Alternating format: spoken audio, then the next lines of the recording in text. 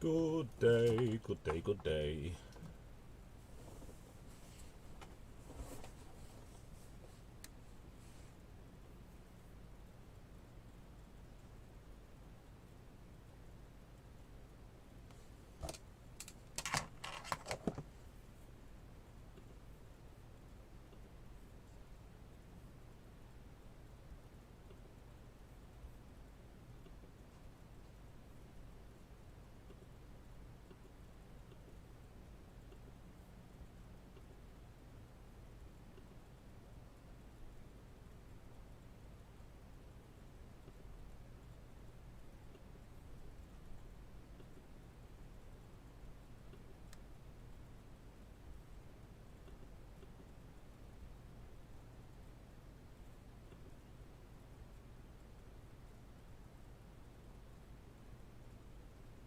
Hello, hello, thank you for joining us. I'm just setting up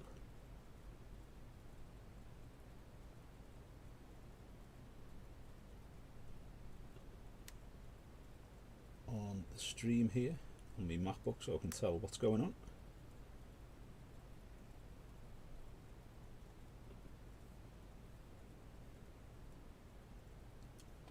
And there we go. Good evening. How's things? Thanks for tuning in for a bit more painting along. We shall see how far we get tonight. I think I'm pretty much done with the actual squig saw. I just need to do its eyes and these little spiny bits on the back, then work on the mechanical bits, the leather straps, and then do a few final bits on the beast boss on his back. And then it's just a case of doing the base and making a blood angel and sticking that all together. So we'll see how far we get tonight. Hopefully, I reckon we can get the rest of the squig saw finished and possibly the whole model, just the basing left to do. That is what I am thinking. So a question to anyone who wants to answer. Well, two. First of all, can you hear everything okay? Is the sound okay? And secondly, should I go with red eyes for the squig like I do for the orcs, or should I go for the T-Rex style eyes from Jurassic Park?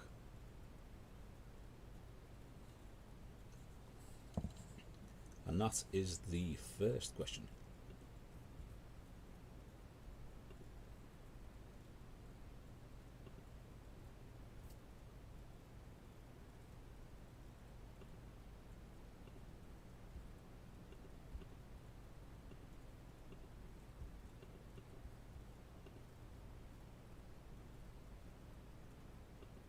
Hey Nathaniel, how's it going?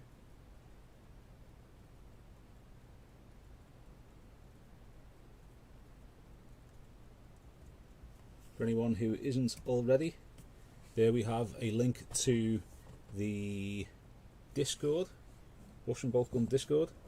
So if you fancy coming along there and having a chat, then please feel free to.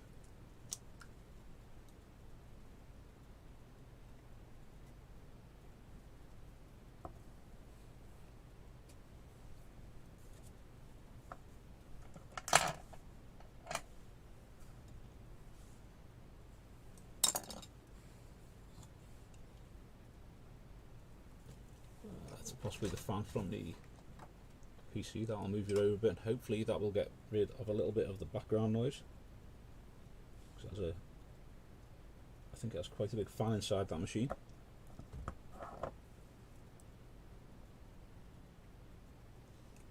Or is there?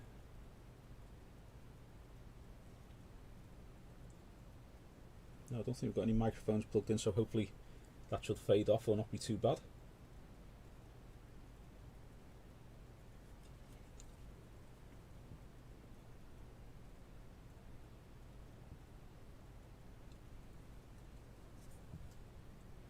So if anyone's painting along tonight, what are you working on? What have you got on your desk?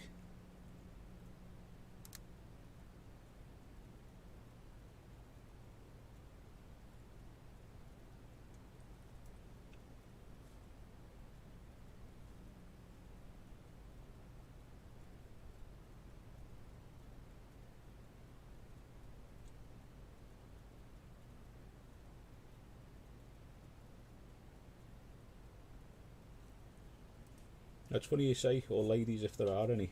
I was looking at all my statistics and stuff like that, and I think overall, since we started the channel, it's about,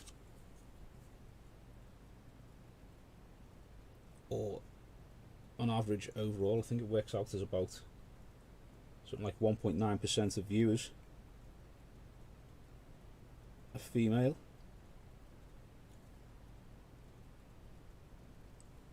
But I think that may have increased a little bit in the past year or two.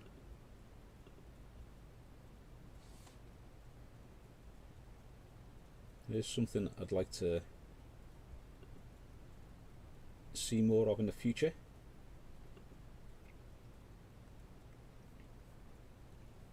There's an increase. I'm not too sure what the score is with that, like what can be done to increase the numbers.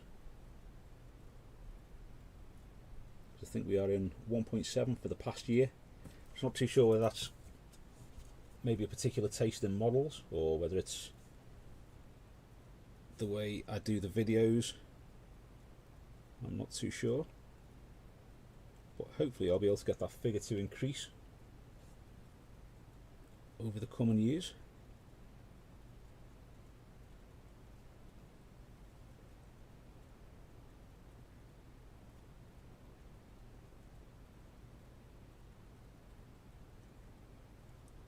Glowing eyes but not red. Instead go for yellow or ice blue. That would stand out. I reckon the yellow could be quite good. Painted them red initially, as you can see, but I'm not too keen on how they look. Let's see if we can get a bit of a Jurassic Park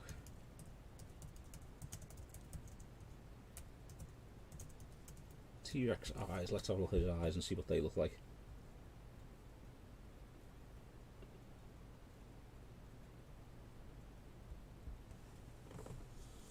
Oh, they're pretty yellow and glowingish on the film anyway, so that'd be quite cool.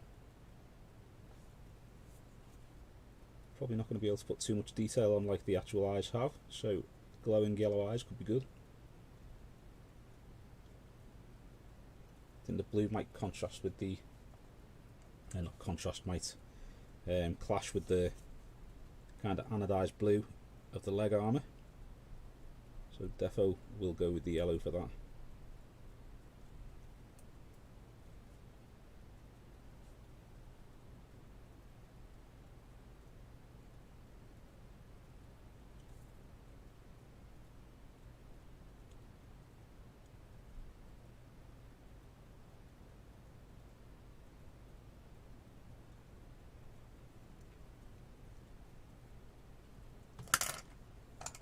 Got to say, Nathaniel, that your little dog is absolutely awesome. That's one little cute dog that. I expect as it grows and grows, it's just going to remain as adorable as it is now, but bigger. How long have you had it for? Hey Jono, good to see you. How's the unpacking going?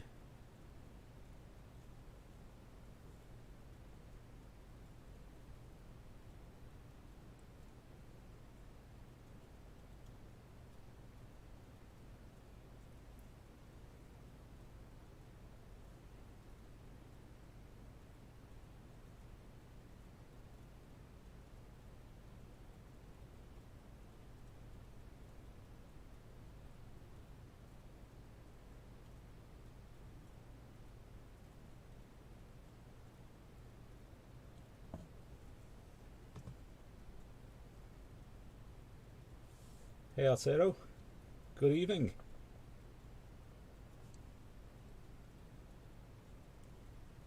Whereabouts in France are you from?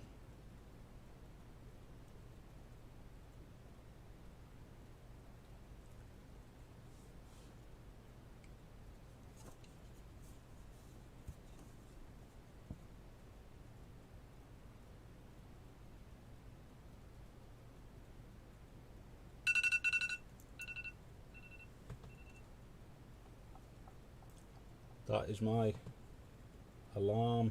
Apologies for that noise. Had to remind me to send my tournament list to the place we're doing the tournament on Sunday. I've got to have that in by midnight tomorrow. I'm going to try and get that sent off today. A little bit later. It's lucky I had the alarm set because I had completely forgotten about it. But such is life. I shall get that done once the stream's finished. Pretty sure the list is going to be 6 squig hogs, the Beast Boss 3 rucker trucks, one of the knobs on the squig hog, and then the rest of it is made up of war bikers.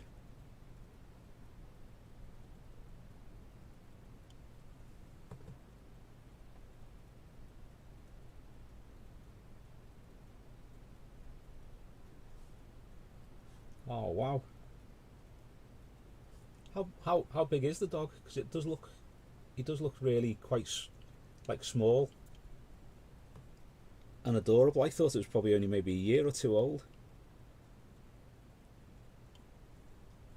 Hey there, Bjorn. Good to see you. Ah, Toulouse. It's a great Strangler song. Goodbye, Toulouse. Is it a nice part of France? I've not been to the south so far. Been sort of around Normandy and up by Arras and the Somme and areas like that, but I've never actually been to the south yet.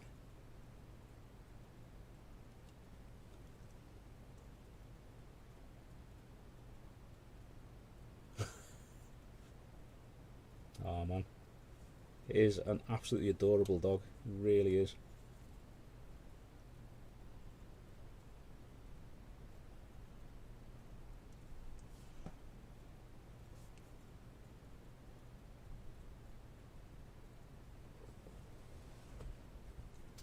Centimetre shoulder height. Oh, bless him. That's so cute.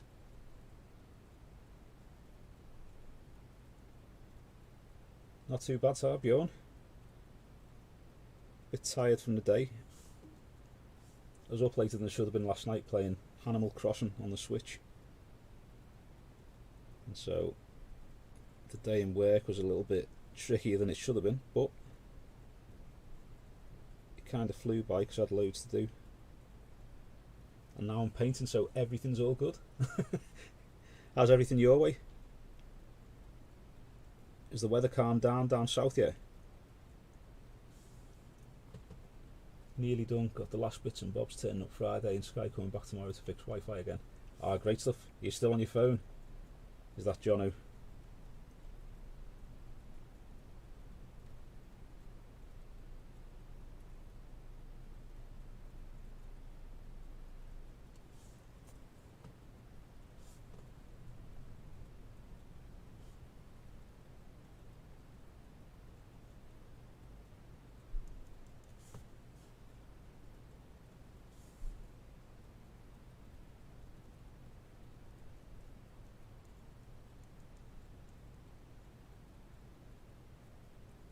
Although it's not me who's moved, I am really looking forward to you being all set up again, because I know how kind of frustrating it is when you first move into somewhere and you've still got to set up all your gear.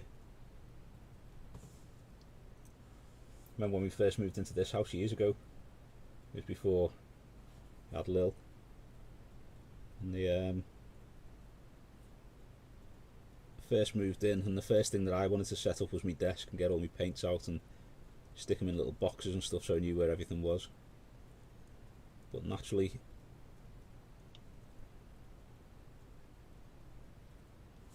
Jen had other ideas. We had to set up like the kitchen and the living room, the dining room, and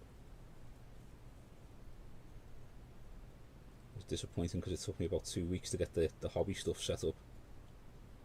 But once it's set up, it's not really moved that much since for years.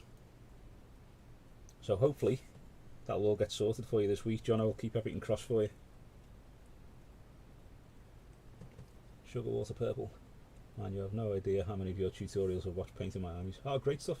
That's good to hear. What armies do you collect, Sugar? We'll go down here. Wind stopped blowing the roofs off yesterday. Just painting up some wild wargs at the moment. Ah, great. Which army are they for the wargs?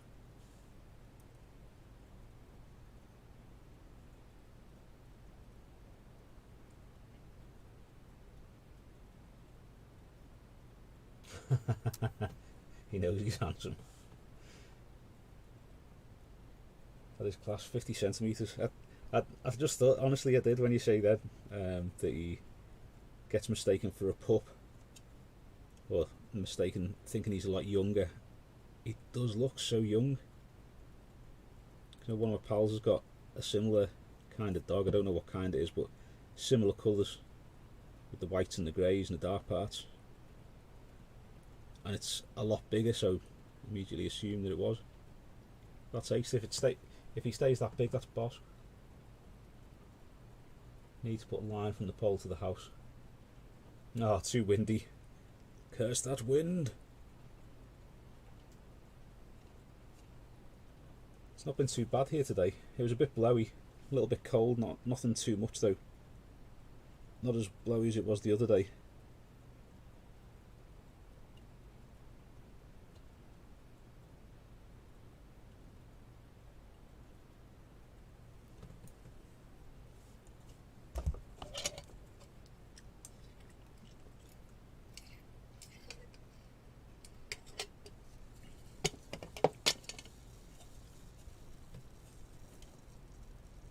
Right, okay.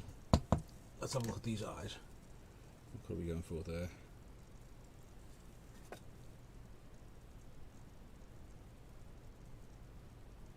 We'll lighten that. No, not too bright.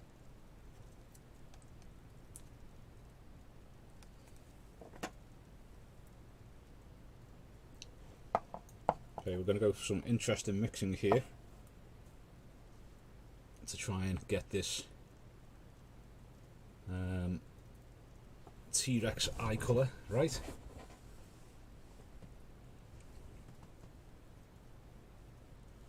Most evil factions can take wild wargs, but these are going on my Angmar army. Oh, great stuff.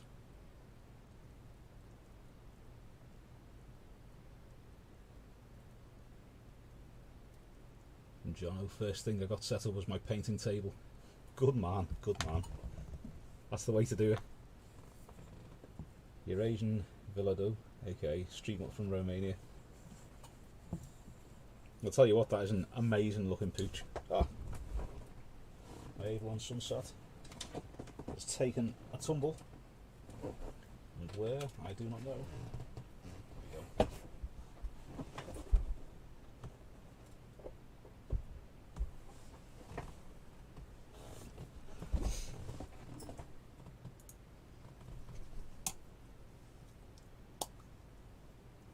So what I'm going to try and do here is,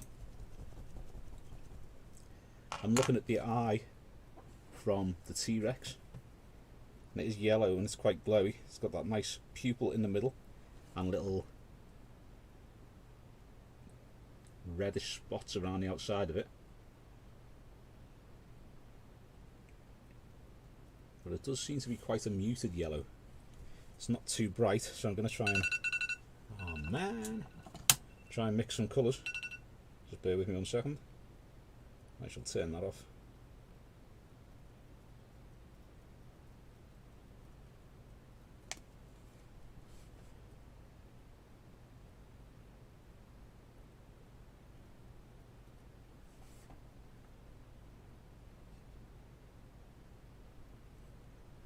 There we go.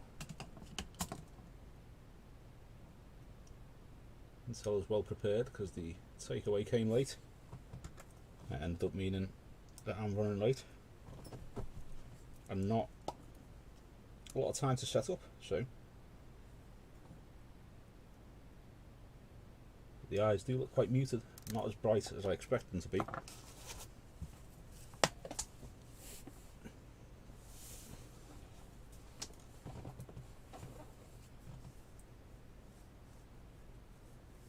%3 wool, so you sometimes get confused with the husky or a Czech Bulldog. Ah, nice. It's got really nice colours. I love the colours.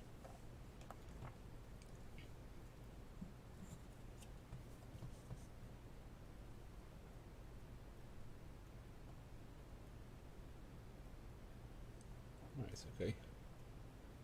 So we're using Avalon Sunset here, which was a great spray if you wanted to paint an army yellow, and then they stopped doing it, which is really annoying. And another reason that I stopped doing Lamenters, because half the army was sprayed, half the army wasn't, and they stopped doing the spray cans. I tried quite a few different yellows and they were all ever so slightly the wrong colour. Whereas they still do Mephiston red, which is the greatest red colour, I reckon.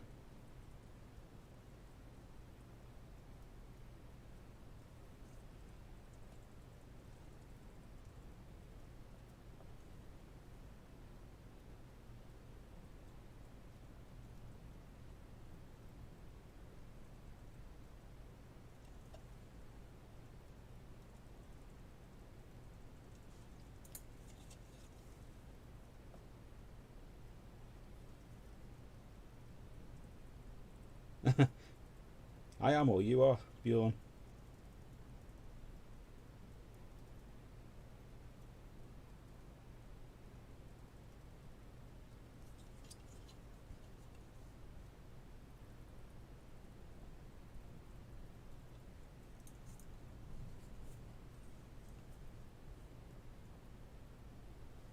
I reckon I'll defo get another camera to do this overhead one here, because I don't like using my phone constantly for too long.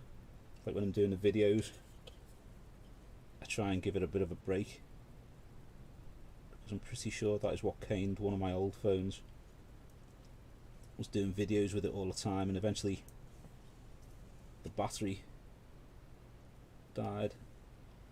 I'd like to say a slow and painful death, but it was actually fairly rapid. The battery maximum strength, kind of maximum usage thing, dropped from 90s to about 65, 70.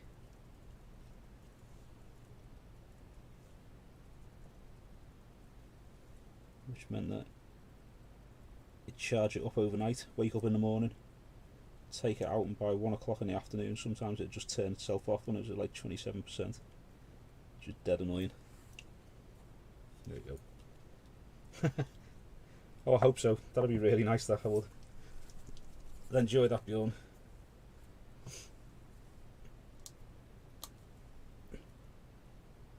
I'll go for a specific kind of yellow today though. The pink undercoat and the other shade wouldn't work too well with the yellow that I'm trying to get for his eyes here.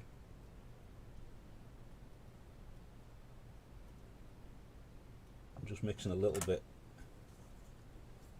you can see here, a little bit of Uriel yellow with some of the Avalon Sunset to give that a bit of a, almost a brighter colour, but not too gaudy, not too bright. Certainly not like the Lamenters.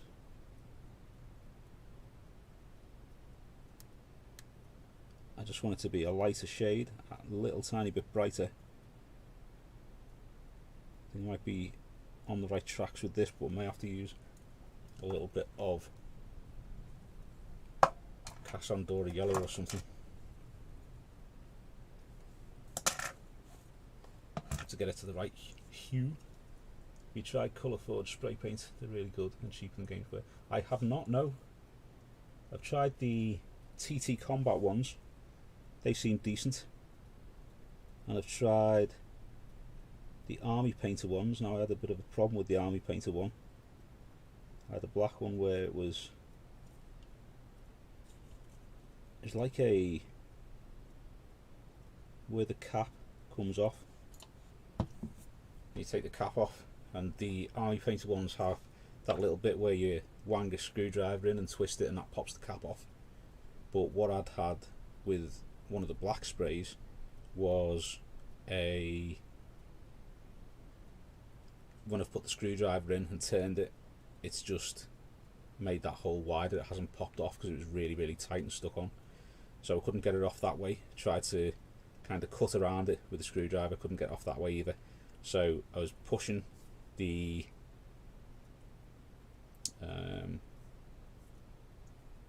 cap off the can, and the cap eventually popped off, but it also, as it popped off that way, it ripped off the nozzle for the spray can.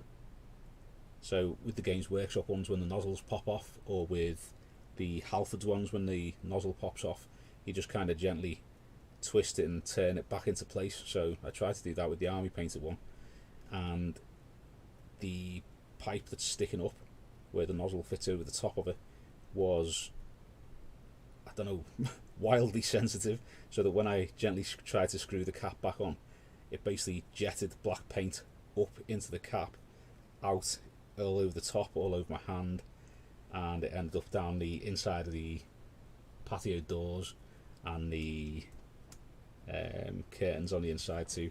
So I wasn't flavour of the month for that. Yeah, that's a good plan. Actually, a bit of white in there will, I think that's going to be giving me the colour that I'm after. Yes, it is. Well played, man.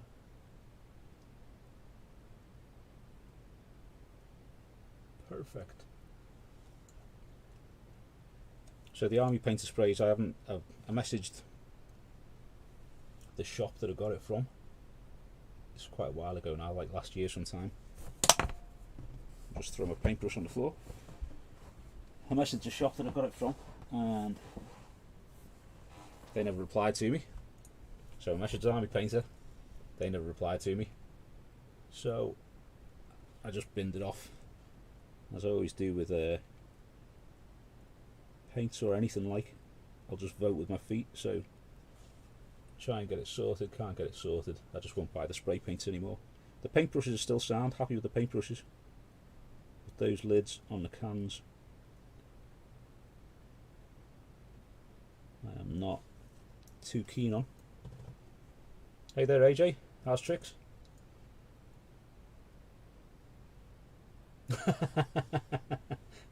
You and me both now.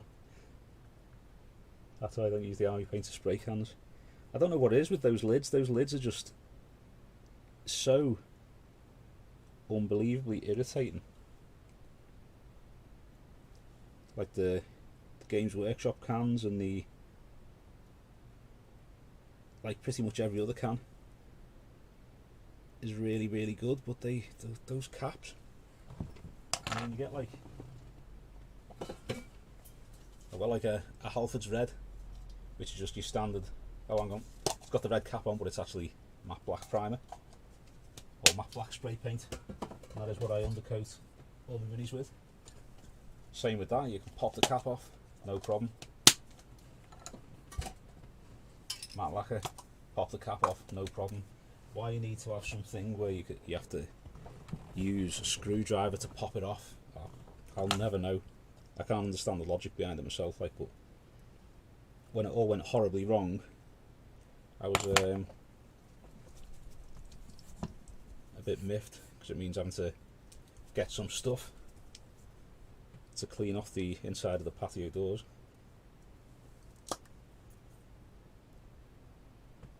Hey there Monkey Brain, how's it going? Thank you for joining the stream, to you and AJ as well.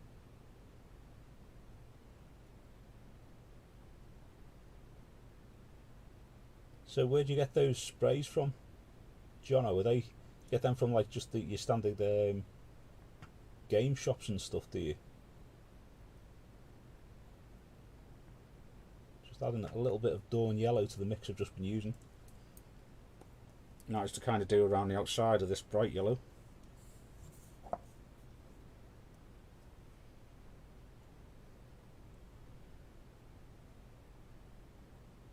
Wilco Mackey primer. That's probably very similar to, I reckon the Wilco stuff's probably very similar to the Halford stuff, is it? Because it strikes me as the kind of shop that would have very similar products, if you know what I mean, like in terms of good sprays for a decent price.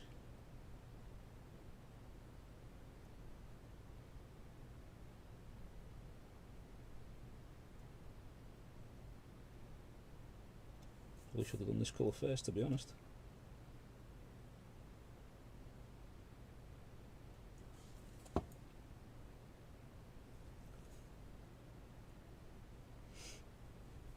Montana can spray paints or primers. Half the price of army paint and a quarter again. Oh wow. Montana cans, I'll have to have a look out for them, see if they do them over here.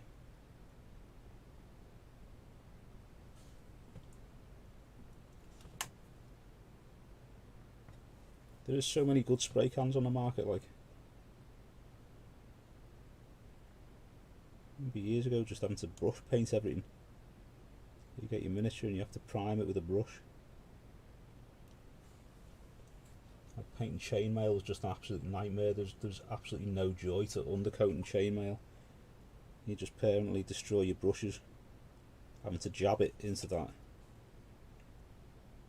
section of chainmail where it's just loads of little holes.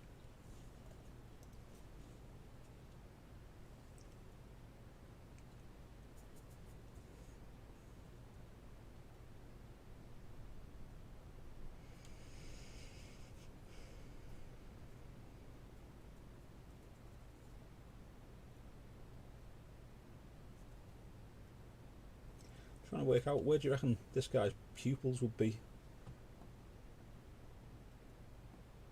Because if I do the pupils on the front here, so it's looking forwards, it might look a bit wild, but if you do them, I suppose they are going to have to be looking forwards, aren't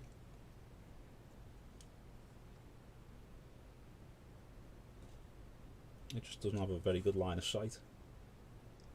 Just enough maybe to see past its nostrils.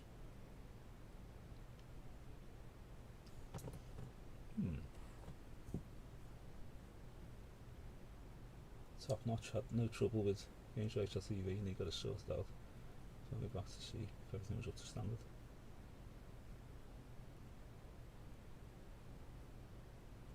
£8, big can, seems bigger than the Games Workshop. Oh, nice one. I'll keep my eyes peeled for them monkey brain cheese. Them Montana, Wilco and Montana. Get mine from Hobby Workshop or Element. Quality. One spray broken in a box of 24. Got a hold of the box free. Told to keep the box hard. Oh wow, that's good customer service, that man.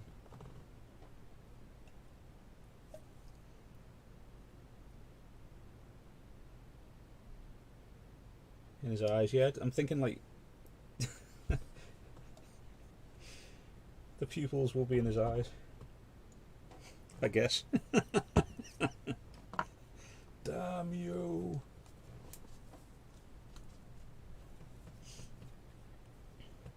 I was thinking of doing them on his chin. You can get a better sight of what he's eating.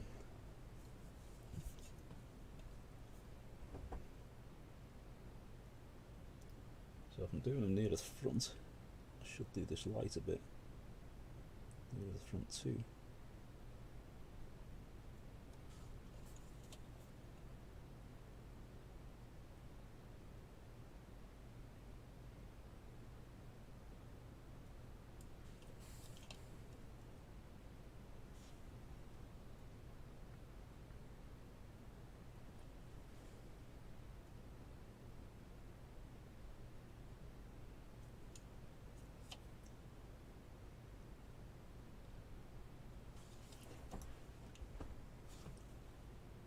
Do a little bit of black to do his pupils, and I reckon somewhere around here.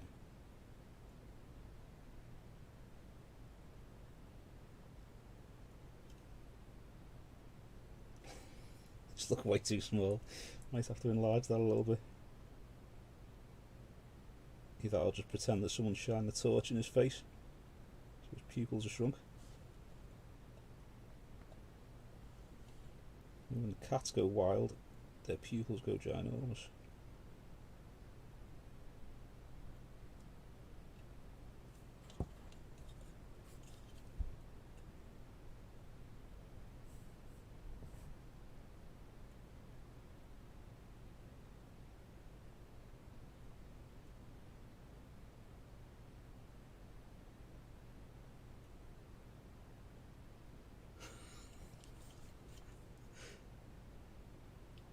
I don't know why with the eyes like that, just reminds me of Peppa Pig or something like that. The eyes on the side of the face. I don't know why.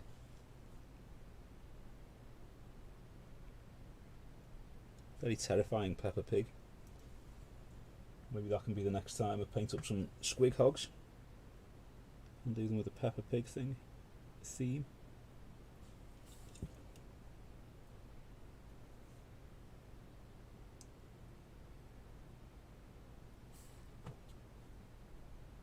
I've just messed up that pupil as well.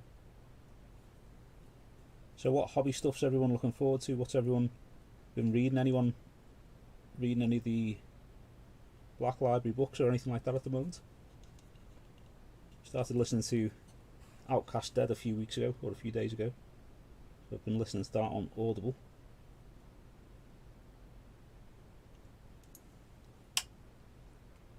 Because I tend not to have too much time to sit down and read. With the fatigue, I tend to sit down and read and then fall asleep, so probably best not to do that too often. So I tend to listen to the books. Pepper Squigs. That's the ones. Some of the pupils I paint on in the eyes. I wish I had a picture. I'm going to have to try and find the picture I used to have of he was a Wolf Scout. He was the head of my Wolf Scouts from the old Space Wolf Army. And the eyes were wild. It made him look completely crazy, but they really were interesting eyes. I used to say it so he could see enemies creeping up from him from any direction. Little piece of the squig buggy there. It's lying on the desk, which looks like a cat may have chewed it. Where's my little pot holder? Okay.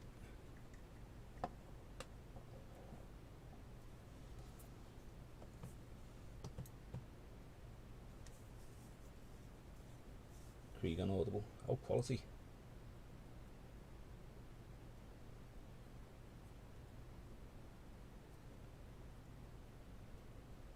Doesn't need to have pupils though. What if the eyes were yellow but the squig is actually blind? Maybe that's why it's got a leg missing. It couldn't see where it was running. Krieg on Audible, pretty good. I've not read any or listened to any of the Krieg stuff yet. I shall add that to my list. Dark Imperium. Is that the one with Nurgle attacking Macragge and places like that? New Easterling minis out on Saturday. Oh yeah, so the pre-order stuff for that, I think, or the article about that. Unseen Academicals is magnificent. That is such a good book. Guards is my favourite by Terry Pratchett. And I think it will always be one of my favourite novels ever. I just love Sam Vimes or Sam Vimes, depending on how you want to say it. I think he's one of the greatest characters ever written.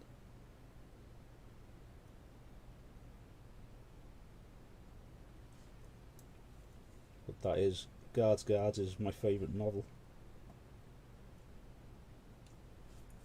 And Terry Pratchett is the reason I started writing years and years ago.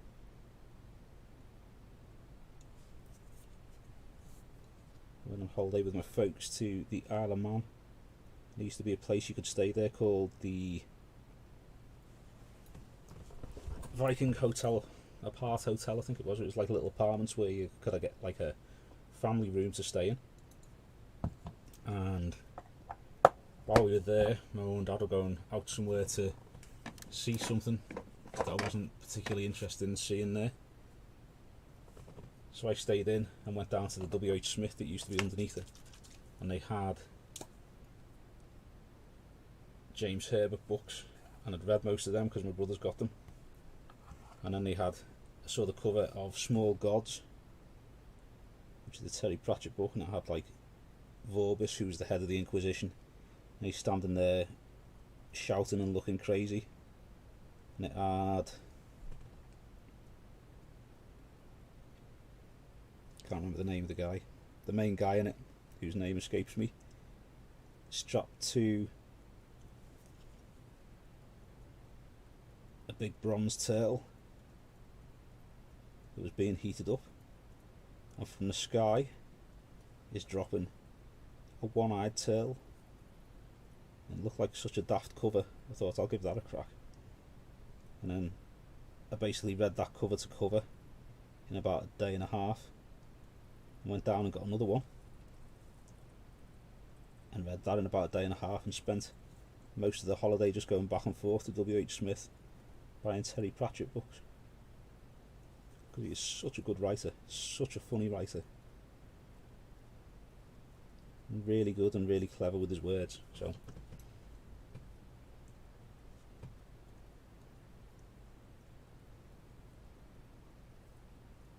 painting the IG veteran box so the creed was fitting. Ah, that's fair dues, that, yeah.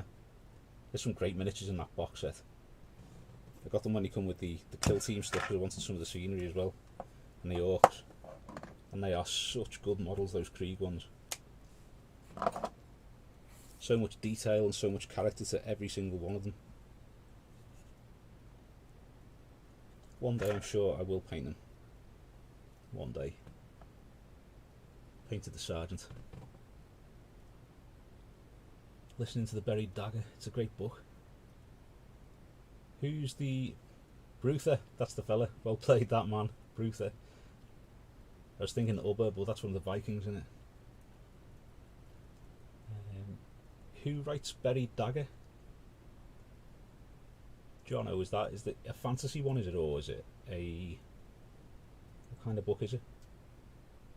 Night Watch is mine, yeah. Night Watch is a great book. Guards, the first Pratchett book I read. Love all the Night Watch ones, totally. They are all superb. Love Corporal Nobby Nobbs. He's just such a cracking character as well. And Sergeant,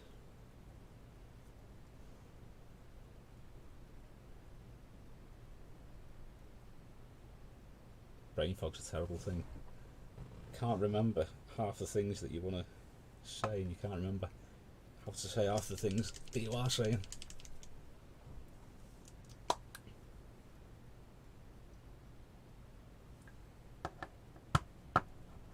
Hey there, Funk Data.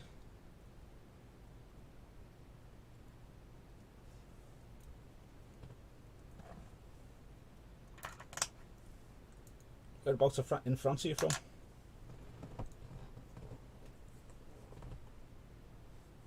We have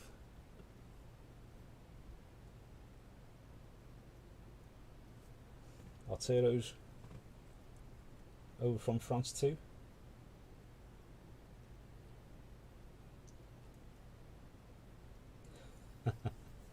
Nobby Nobbs. Such a great character.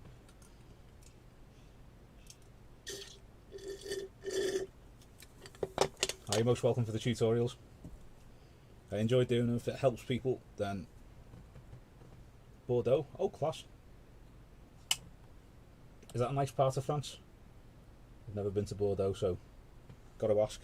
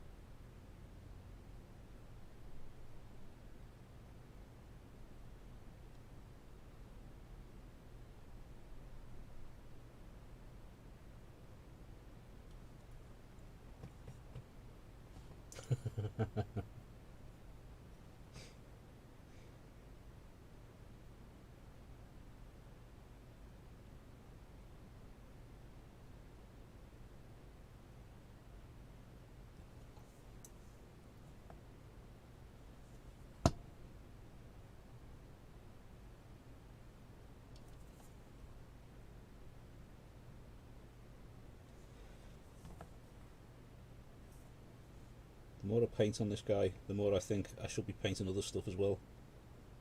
So my force has got to be battle ready for Sunday morning.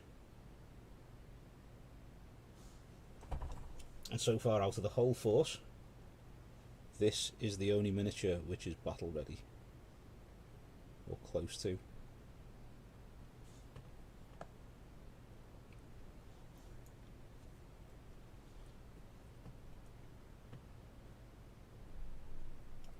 Hey there, Perkins. Good to see you. Thanks for joining us.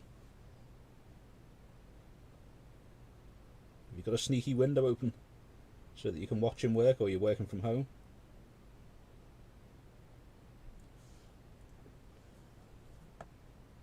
One of the great joys of working from home is being able to do other stuff while you work, I've found. But then I do work with a couple of funky people. I'm quite pleased to see them today when I was in.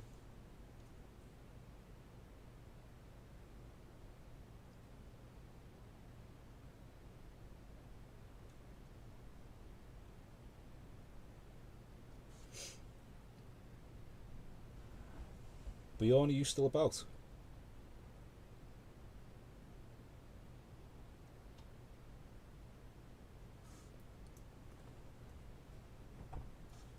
Because if once I've finished painting these guys on stream, or this guy, once the tournament's out the way, I'll be painting something else. So I'll be probably going on to doing some of the Urukai, which are cracking models. That'll just be like big batch painting because there's tons of them. I want to paint up an Urukai Scout for a video shortly, because I really do like the Urukai Scout miniatures. Do you follow a certain process to scan the model to find where you need to touch up the highlights? Kind of, yeah. The way I look at it is, if you... Let's see, I've got a little light. How bright is that? That is not at all bright, you can't see that. Have a bit of torch. Okay, so this might not work very well, but I'll try and show you kind of how I work and figure out where I'm putting the lights. And I don't do this unless I'm trying really hard to get it perfect. But if you think about when you're painting your miniature like that, like you can get loads of great effects by like doing zenithal highlights and stuff like that before you put the colours on, which I don't tend to do. I'll just build it up by brush. But to try and get the same effect, or to try and think about where the light is coming from, where to highlight, I always try and think about the light coming from directly above. Now you can do it as though it was coming from an angle and stuff like that, but a way to look at it would be if you're looking down on the model and then you hold a torch light sort of like directly above it, you'll see where it's highlighting on that miniature. So if I kind of do it like that, actually put it somewhere where you can see it. So by highlighting it there, just have a little take in of that miniature and move that away, and then you bring that back again so you can see, so it's directly above there. You can see that when the torch is on it. I wonder if I can do this by holding the torch with two fingers and using the brush with the others. Here's where having long gammy fingers can sometimes be a benefit. Maybe not today. So you've got the light shining down on them like that. You can see that with the light directly above, you are getting a lot of light on these parts here, on his head, on the shoulder pads, and on here, the sides and the gold parts, and the inside of his thigh here. So by doing that, you can also see little sections that light up, like on his foot, on the outside of his foot there, the side of his leg here. And that's, if you look at this guy here, you will see kind of shining that light down on him there. You can kind of see where the highlights are that I've been putting on. So you've got like the toes and the top of the kneecap there, and this area here. Shine that down on him again. When you take that off, it does like little sections here I do tend to curve the highlights around under there a little bit, which it doesn't really do when you look at the light hitting it. But it does give like a little bit of a highlight down the front there where the chest bulges out. And then on the arms, if you're looking from the side at the arms, shine that light down again. You can see that the light is hitting the top, down the side of the elbow, and take that away again. And that's kind of where I've put the highlights on there, if that makes sense. So the underside here, where I've just left it, the red with the shade on top, when you shine that from the top, it doesn't get any light whatsoever, and it doesn't illuminate at all. And you've kind of got the first red, then the second red, and then the top highlight there, and then edge highlighting around the sides. But that's basically how I do it, Perkins. It's just think about if you shine the light from the top. You can move the light around, obviously, because if you use a little LED one or something like that, you might just get like a little bit of light hitting the top of his head or anything like that. But you can move it around, move it forward and backwards, and you can see where it hits the feet, where it hits the legs, like down the side of the leg there. Around the back, if you shine it down like that, this part of the backpack doesn't actually get any light from that. You can see that even moving it over there. So what I tend to do is, just so that you can see the details and give it a bit of the lower parts, so there'd be more shade coming from these sections, so you'd have darker underneath those ridges, and they get lighter the further you get to the corners, because you're going to get little bits of light, I suppose, going that way and catching the edges as the light is going down that way, kind of catching the back of the legs. But that's how I think about it anyway. That's how I mentally kind of process where I'm going to put highlights. Now, it may not be 100% accurate, and it may not be 100% the best way to do it, but I find it's a really useful way of doing it. Like, it means as well that you're not like when you're painting your miniatures, if they're on the table, you're going to have all your dudes and your dudettes all running along, and you're just going to be seeing them all from above. So when you lift them up like that and look on the underside, you can have more shades under here where you've not highlighted, because no one's ever going to see it unless they pick it up. And if it's a gaming piece, which is what I always paint up for the channel, is like bits to use in games, and try and push the gaming pieces a little bit better when you're painting them and stuff like that. No one's really going to see the underside unless they pick up the miniature and look at the underside, because when on the table they're just going to be looking like they're illuminated from above anyway. So you don't really need to do, like, say, the underside parts here, they're all going to be dark. The underside of the legs and all this area is going to be dark.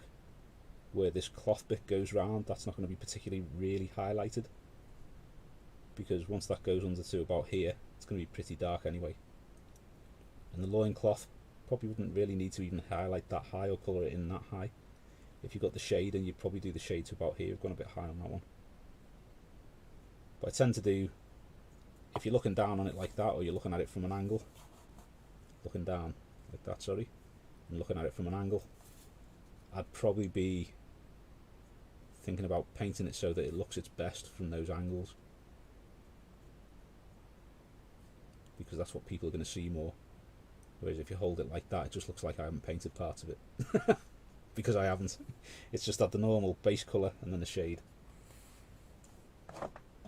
Hey Keith, welcome aboard.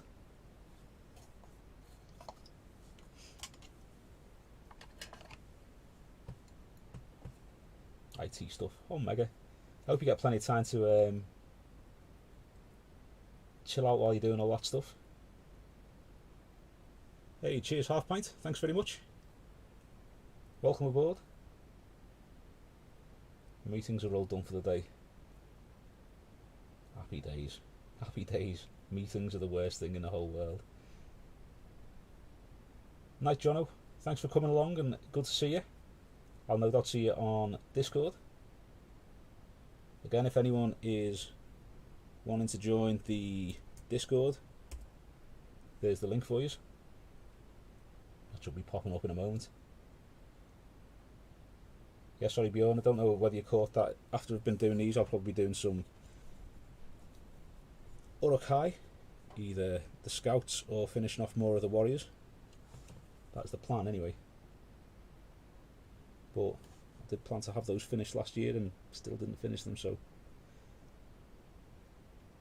I'll leave that up to you whether you want to believe me that that's what I want to work on next. Also Champ, yeah, I've seen you on there. Nice one for joining, man.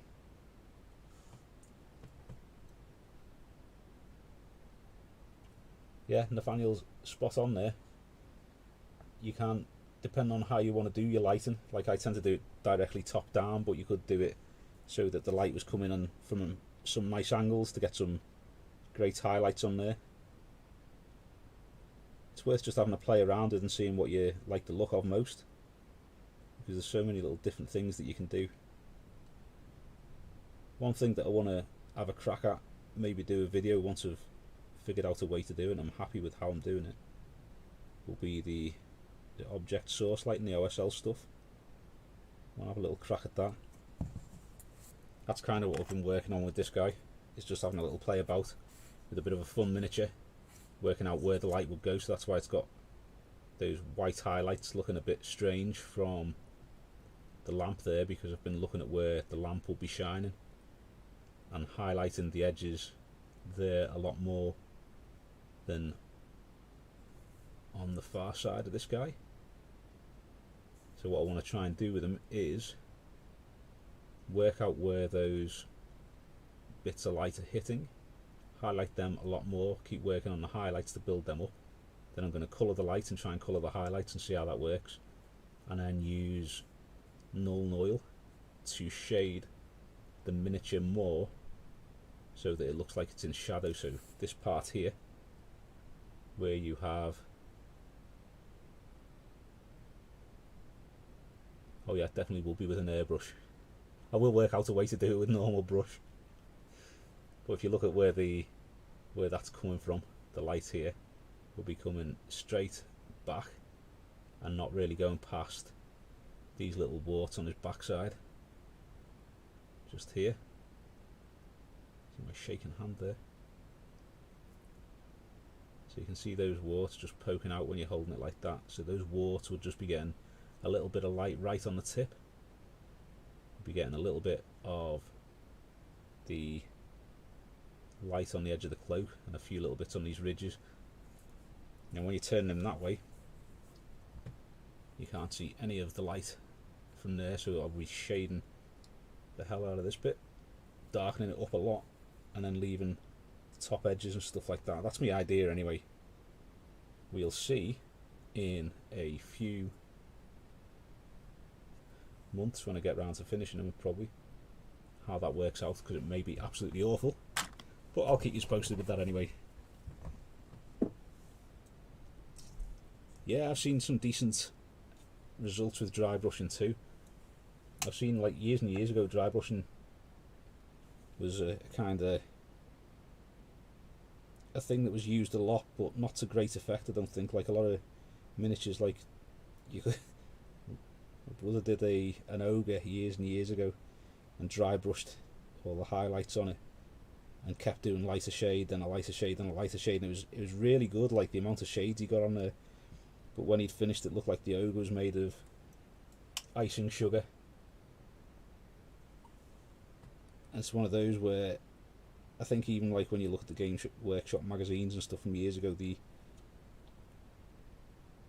dry brushing and stuff like that wasn't obviously as good as it is. You see some people today, as you say, doing some really amazing effects with it. That's something I'd like to learn a little bit more about too.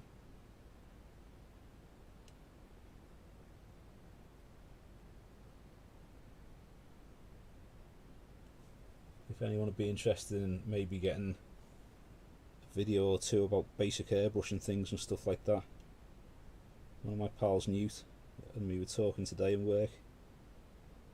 He said he'd be willing to have a crack at that for us and do some little videos on airbrushing, because I'm not too keen on it. I just like spraying the miniatures with the paint and then painting them up by hand. As you probably noticed from all the videos and stuff like that. That's not knocking airbrushes, I just haven't got the patience for cleaning them. It's my own impatience that makes me not use them. But using one a lot and get some really nice effects, and I know Bjorn has been using one recently quite a bit and got some stunning effects on Galadriel, I think it was. I think the Nurgling was from the Great Unclean one. I'm pretty sure he was from the Great Unclean one. Like, there's loads and loads of little Nurglings that you get with him that are like hanging off his innards and all that kind of stuff. And I'm pretty sure he's one that you can stand on the base. But I like the idea of having that little Nurgling like a little barbarian with his little pools of gold. Like plaguey pools full of gold and blood and bits of manky stuff. And stood there looking all tough, as though he's won his riches and he's on top of the world, even though his insides are falling out and he's not looking too healthy.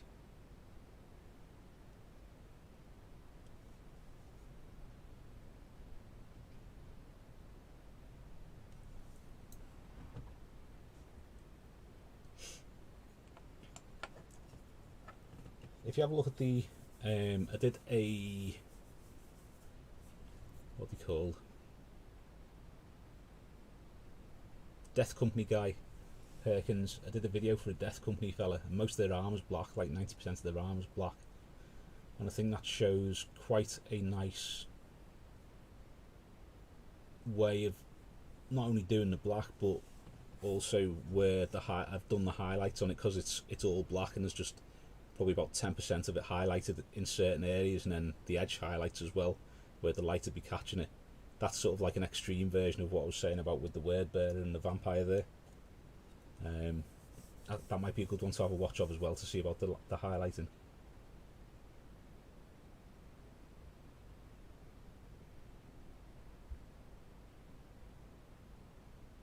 No worries, Bjorn.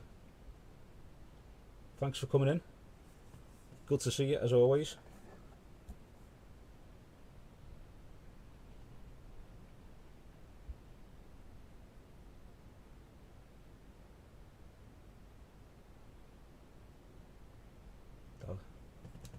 You see the shadows. Slap a wad of modelling clay on the side where the light is hitting, then douse what's left with blue ink or Drakenhof Nightshade after it's fully painted. Yeah, that'll work, yeah. I'll probably be working with the Nuln Oil. Like I know a lot of people like having that kind of hint of colour on like blacks and shades and stuff like that, for like when they do the Black Templars and they have like that kind of blue highlight, or they'll do sort of like, you know, different kind of things like that. But I'm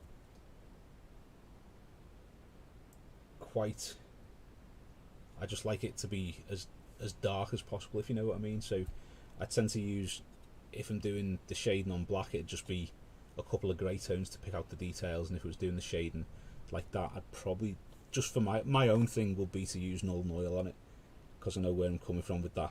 And it's not knocking the blues and things like that, because you can get some absolutely amazing effects with it.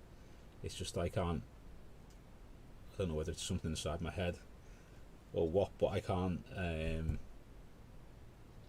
I can never be happy with how I've done it, if that makes sense. I'm always looking at it thinking, yeah, it doesn't look quite right, it doesn't look how I imagine it to look. So I always just kind of stick with, if it's getting lighter, I'll mix a little bit of white with it, and if it's getting darker, I'll mix sort of like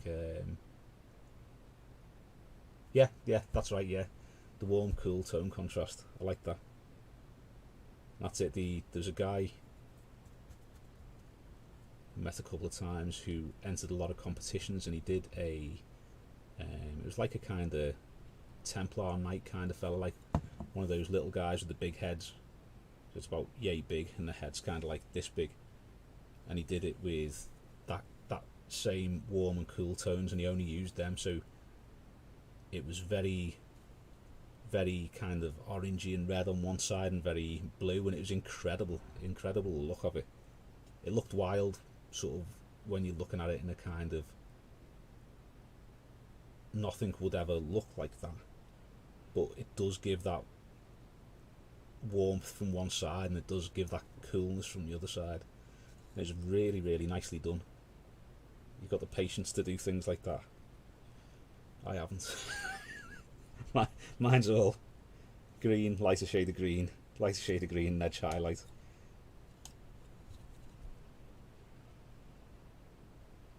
But any kind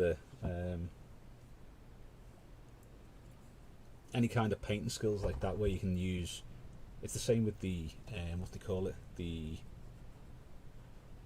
colour wheel.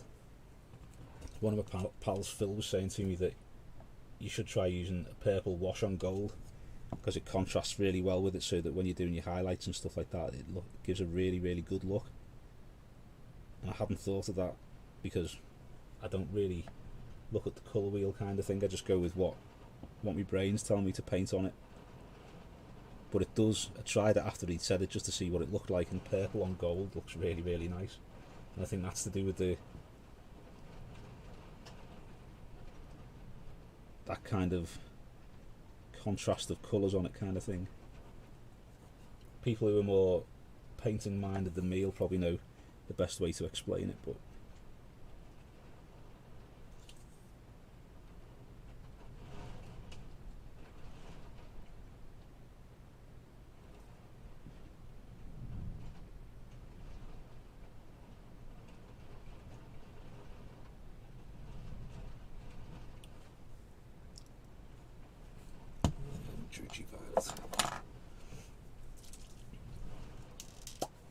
I like that idea though of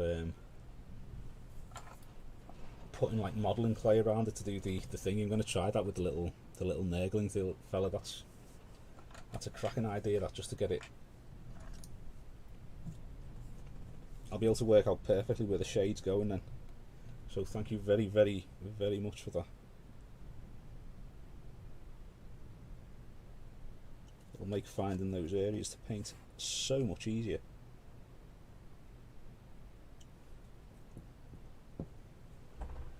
What will you do for the base? Well, the base at the moment, as you've probably seen, pretty much every base I do is like astro granite with shades and stuff like that. So it's going to be a kind of standardish base, but with some extra bits and pieces on. Now, Stu, my mate Stu, he's Iron Cobra over on Discord. He's a fantastic painter, and he collects blood angels. So I was asking about which company he collected and painted up for his blood angels, and he's Blood Angels' third company. So he told me it was the white blood drop on the shoulder pad and that kind of thing. So with that in mind, I carved up a spare Space Marine torso so that I can lie him down like so. And Jono, who was on earlier on, he's been doing a lot of green stuffing to make some Primaris more Space Wolfy. He kept saying to me that you should have a crack of it, try and do some green stuff and stuff, so I did try a little bit on here to sort of get the idea. So you have this shoulder pad here is where I first tried to green stuff. This is the second set, which looks a lot better to me.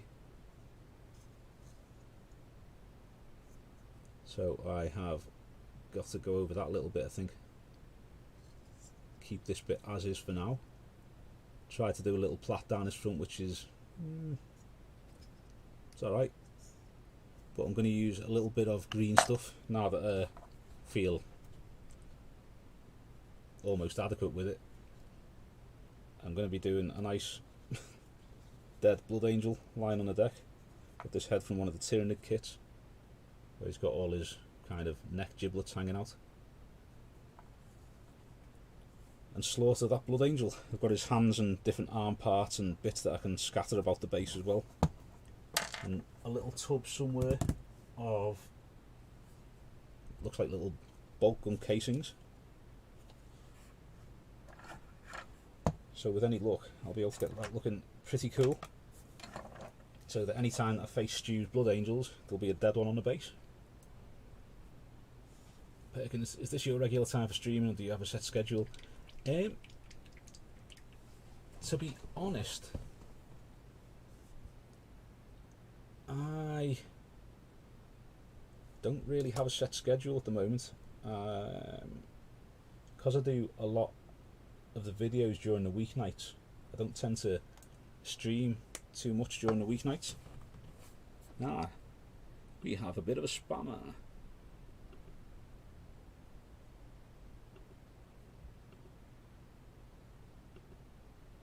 Good day to you, sir. So this week, because I've got to get these orcs ready for Sunday, I've been streaming. I'll be streaming tonight, and then I'll be streaming a little bit tomorrow as well. And I'm going to see about streaming maybe one night a week. I'm not too sure which night to do. I know that Bjorn streams sometimes, so I want to try and have a different night to Bjorn. He streams over on Twitch. There's Wrath and Ruin there, so if you are on Twitch, it's worth giving him a follow. Sometimes go and join in while I'm painting up stuff for the videos for the channel. But I am thinking of trying to do one night a week streaming at least. Just because it's nice to paint up my own stuff every now and again, because a lot of the stuff I do for the channel isn't for a specific army, so a lot of my armies are quite unfinished, shall we say.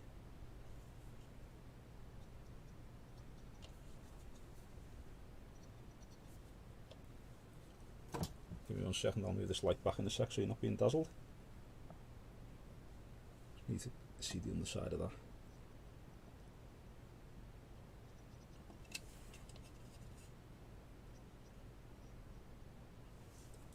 There we go.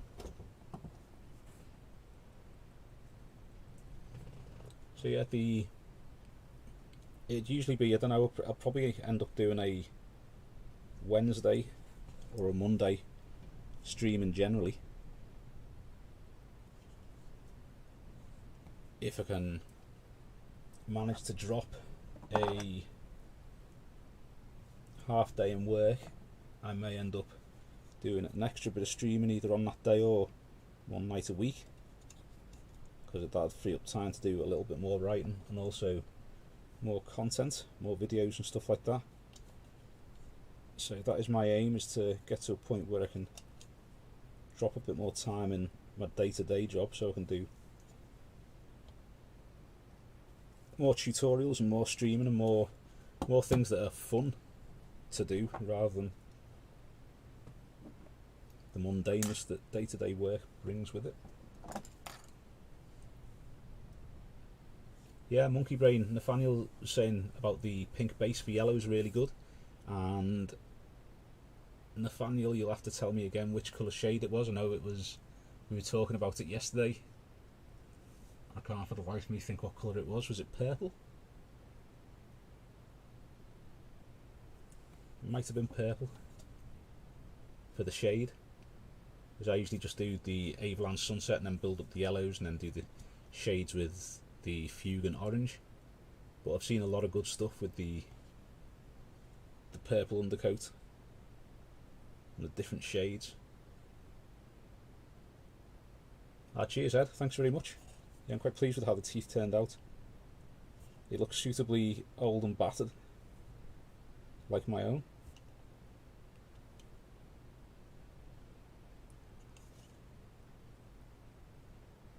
Complementary colour for the base. Use crackle medium for a torn salt lake light terrain. Oh, like I think I've got some of that crackle medium somewhere.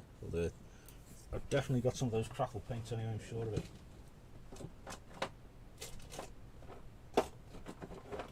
Into the drawer we go.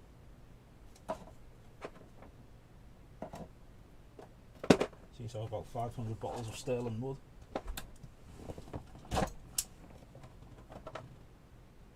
Martian iron crust. I think that's one, isn't it?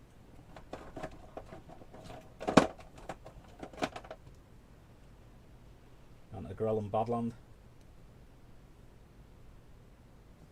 So yeah, I've got some of those crackly kind of texture ones.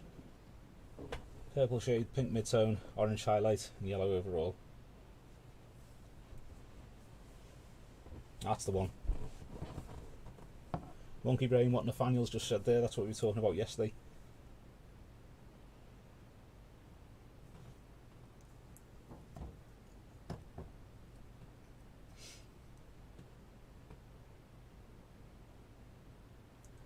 It's funny with the Orcs,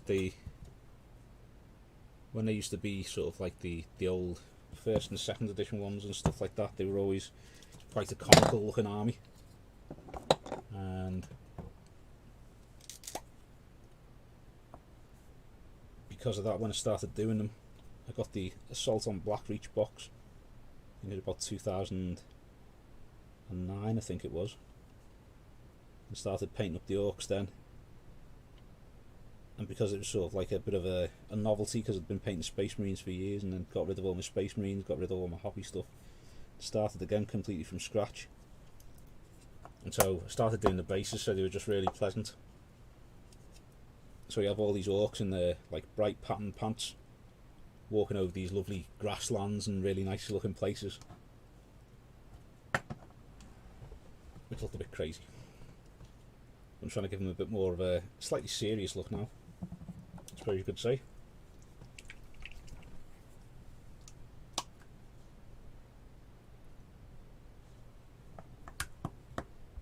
Yeah, my basing is it's all my basing, like pretty much every army that I've done for 40k, and every miniature I've done for 40k, I always try and do the same base on it, just because that way when they're fighting against each other, we've both got the same bases on. No, you should just base it for your army and get your army looking nice, but you know, c'est la vie.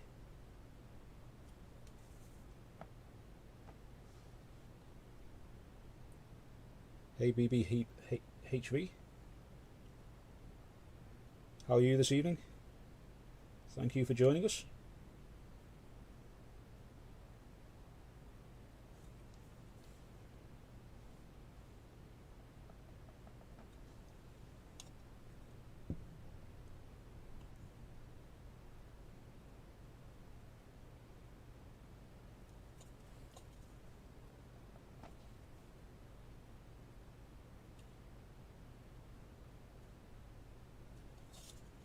Is that his pants, or is that, no, that is still his boots. One of the Squig Hog boys was painting his boots. I don't know whether it was the angle I was painting them from or what, but when I finished painting the boot, I realised I'd painted up to his knee on his trousers as well with the same leather colour, and it looked really weird. So he had one big leather boot going up to his knee, and the other was just like a little ankle boot.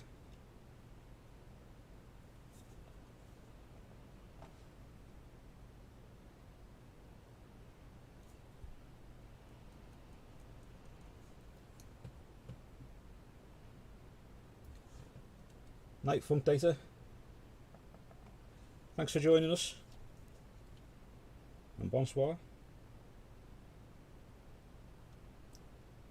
Hope you sleep well and hope tomorrow is an excellent day.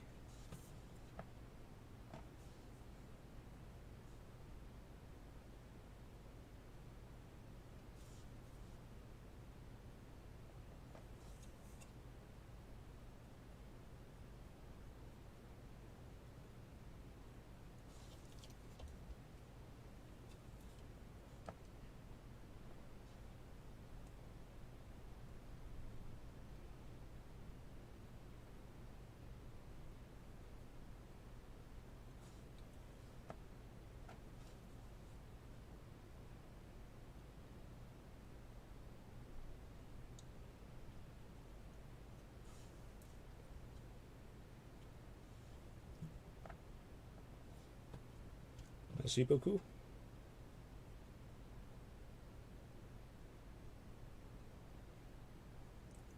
Also correct is the bane of everyone's life, I swear.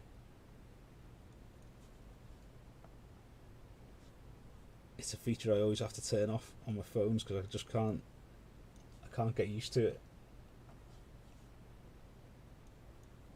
I'll spell something wrong, realise, try and go back to correct it.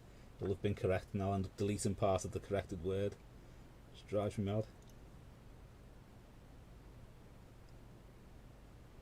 I think I've reached that point in life where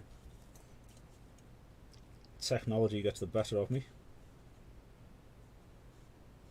I now feel like my dad when he's programming videos and stuff like that.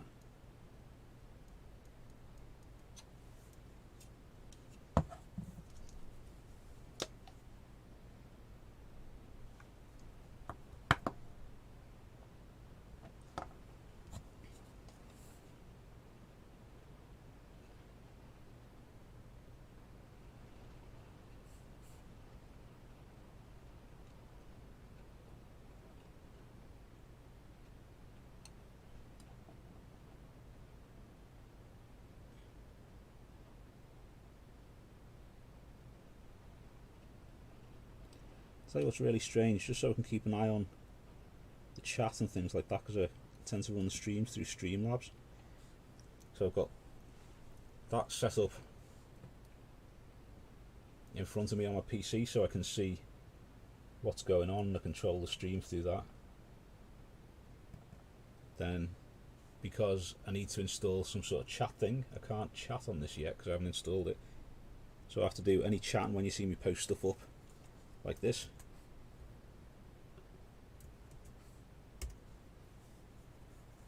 That is on my Mac where I do my writing and do my video editing and stuff like that.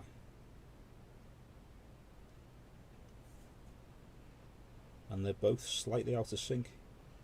So the one to my left is about 5 seconds behind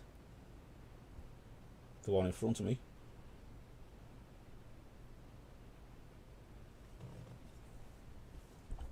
It's very off-putting when I'm painting something and I move the thing here. I can see it on the screen in front of me moving at the same time.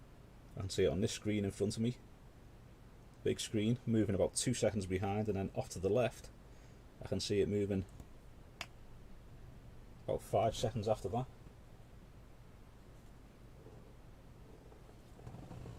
You have to bear with me a second, I'll just change some plugs around.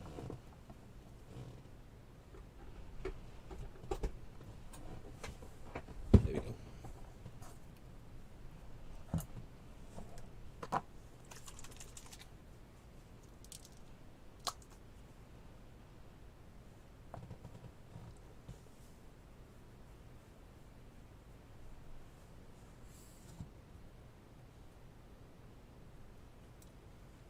Is German your first language, is it, Nathaniel? Nightbot. Oh, there we go. There's some excellent information. I shall make a quick note of that. 1 second.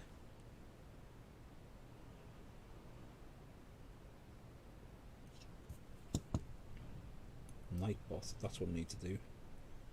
Bjorn said something about software to stop the spamming coming in.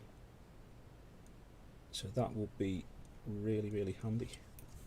1 second.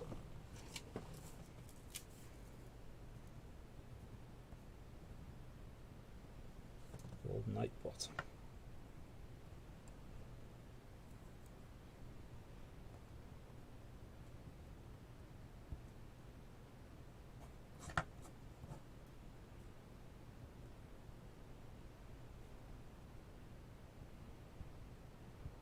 Ah, excellent.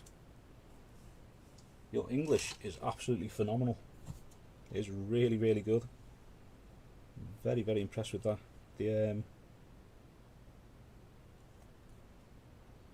Seeing it written, it often amazes me how well other European countries speak English, and in comparison, although we do obviously have a lot of good speakers of different languages, it amazes me how well so many people speak English, which is why I always try and learn a little bit of the language for any country I'm visiting, like a little bit of French, a little bit of German, just because I feel cheeky going somewhere and not being able to speak any of the language. But I've got a pal, Joyce, who I played Warcraft with for years, and she's Dutch. And I didn't realise she was Dutch for about 3 years until she mentioned she lived in Gouda. And it was literally her English was so good that you could not tell the difference. I've got a pal from Sweden who I used to play Warcraft with and just chat to now. His English is absolutely spot on. So thank you, and thank you all for speaking such great English. It certainly makes my life a lot easier when I struggle to remember so much stuff.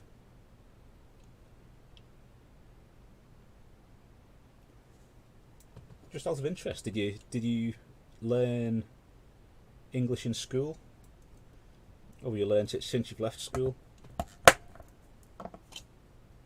I'm just curious in general. Like, sorry if it's prying. You don't have to answer, obviously. But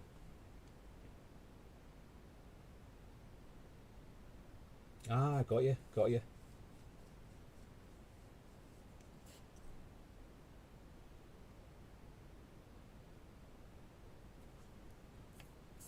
Really good.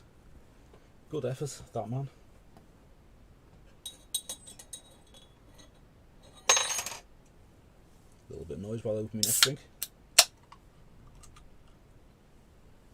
I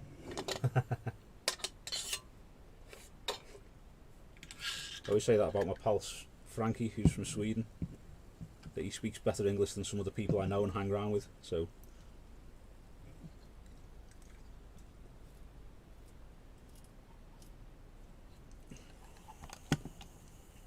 it's incredible. There's clearly a big gap in the teaching of languages over here, I think.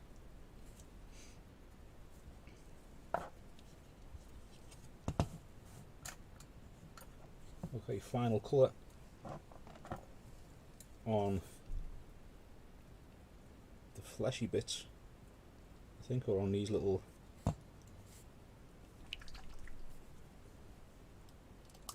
scales on his top. I'm going to use a little bit of Citadel Screaming Skull just to do the final highlights on those.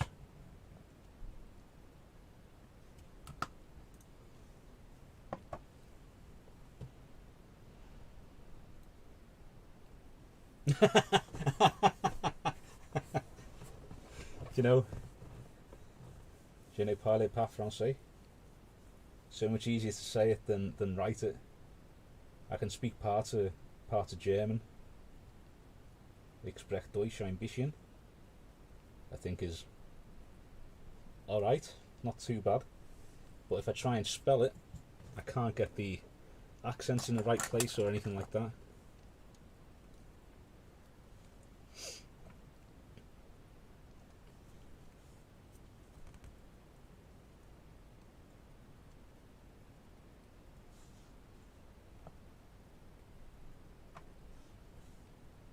Need to go back to learning languages again.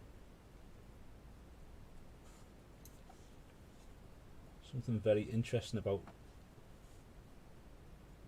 or I find it really interesting, hearing and seeing people speaking in their native tongue. Where I work, we quite often get, well, prior to COVID anyway, we used to get like young people from the School of English in Liverpool, and they'd be like kids who were exceptional, maybe like 16, 17, 18, and they were really, really good at languages, so they would come over to learn more English and work in a, like, sort of, depending on what trade or what work they wanted to do when they were older, they would come over and work in our office, work with our team sort of thing, and they'd have to speak English as much as they could while we were there. So like, we've got a girl who's Portuguese, so she can speak Portuguese and knows Spanish as well, so she could talk to any of the kids that we had come over from Spain.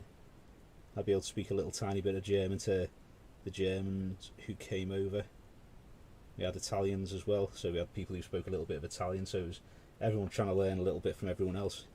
But it always amazes me when you watch someone else speaking a language that you don't really know. No idea why. It sounds crazy, but my mate Alice, who is Alice in Cosplay Land, you might see pop up on YouTube every now and again. Sometimes she pops up on the chats in the streams every now and again. She's over on Instagram as well, Alice in Cosplayland, and she is Spanish.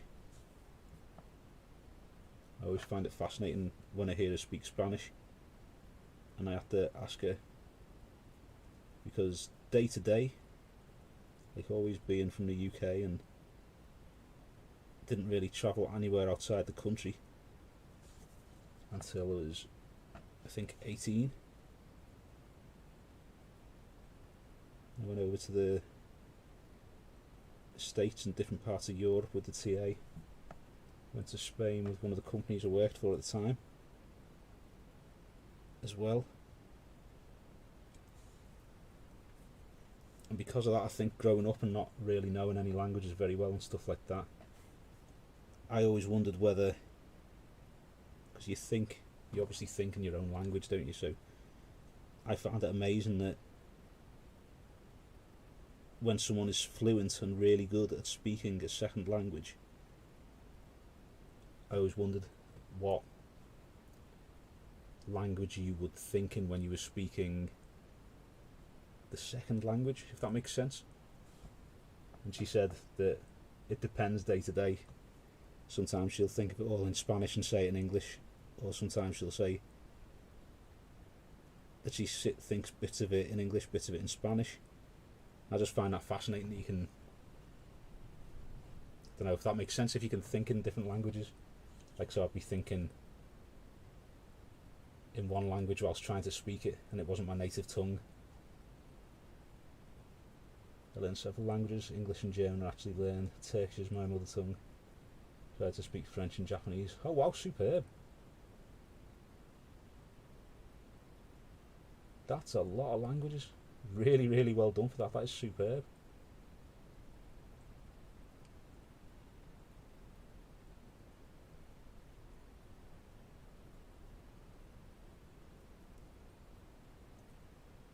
Great when we were in Cyprus, actually, Nathaniel, when we were in with the UN there.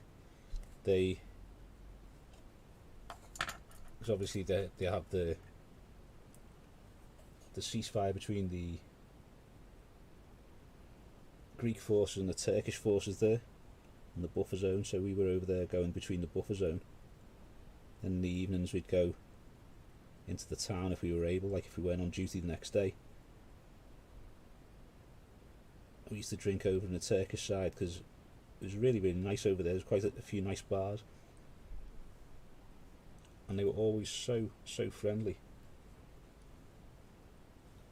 We used to drink in one bar there, the corner bar it was, on one of the main roads in Cyprus, just over the Ledger crossing,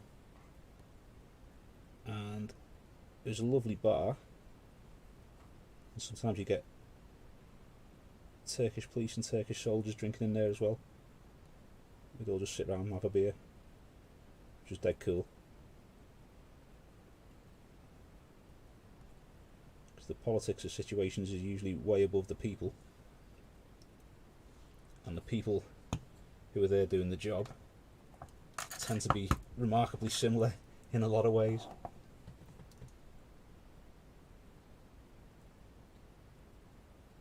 The final term of my MSc in reading scientific literature over the years has been like learning a whole new language. Not particularly useful, but here I am. What's your MSc in, Keith? Do you always fully assemble a model before painting it? Sometimes. Like I have one like this isn't too bad. It depends on what it's like in terms of whether you can reach the parts. There's not really that many parts that you can't reach. I think if you look carefully inside where his arm is, you can just see a tiny little maybe bare plastic up here. But even if that was rotating slowly for one of those ender thingy shots, no one would notice. So it doesn't matter too much. If no one notices, it doesn't matter if it's not painted. That's why, like the underside, you might find you got some bits that don't really look that painted. But from the side, you can't tell. Like so. But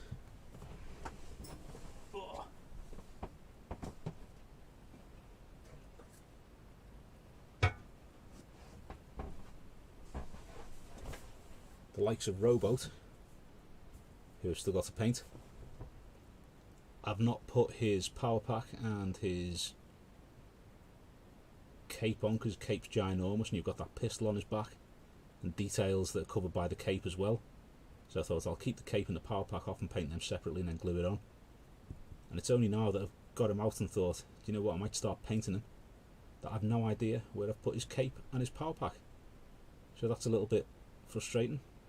Doesn't seem to be in the drawer with the rest of them, so not too sure what's happened with that. But hey ho, adapt and overcome.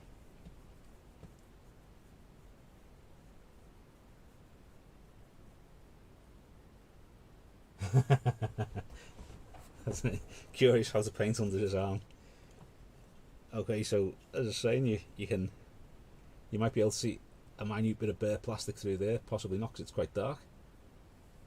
But when you look at the underside of the arm there, you can't really see anything. And if anyone's going to be standing there looking at the figure going, it's not painted the back of that arm, then tell them not to pick your miniatures up. You can paint the underside there, no problem. I've just lashed on a load of silver there, and that looks like he's got another Jurassic Park logo to be painted on there, so I'll have to fix that.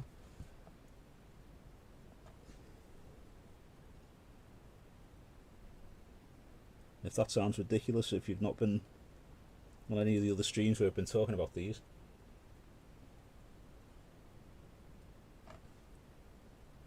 these are all themed on Jurassic Park, because I love Jurassic Park. I'm just hoping that my Jurassic Park t-shirt is out the wash for the competition on Sunday. But if you've not seen them before, we have the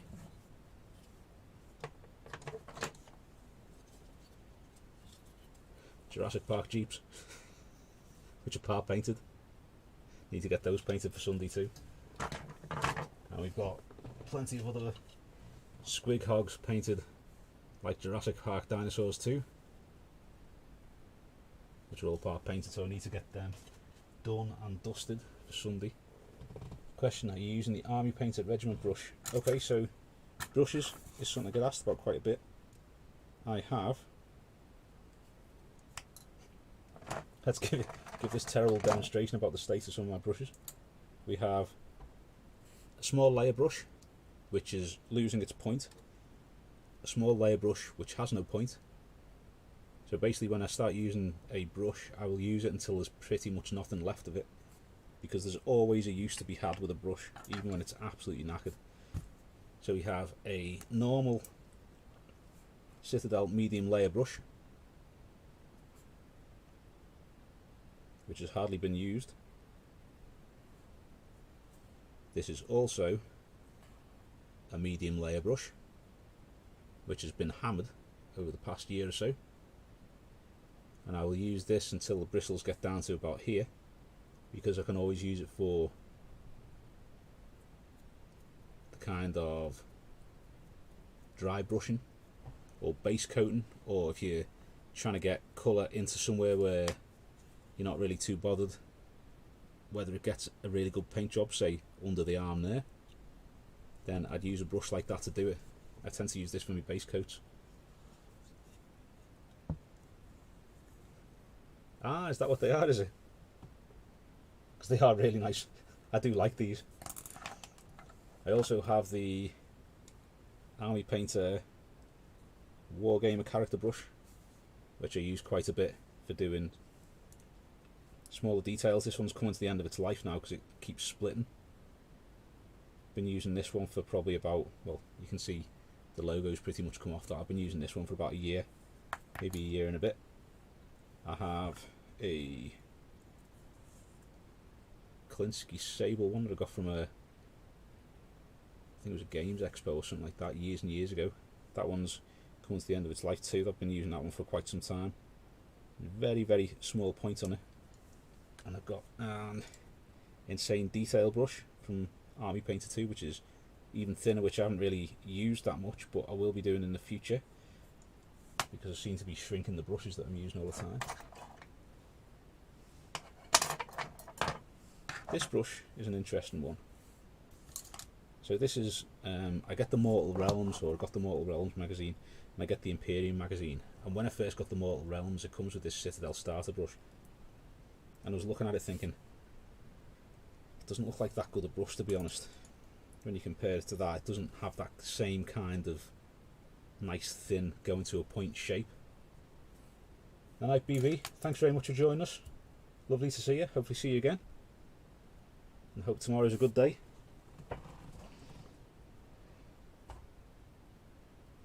Now where is he? So out of curiosity, I was wondering,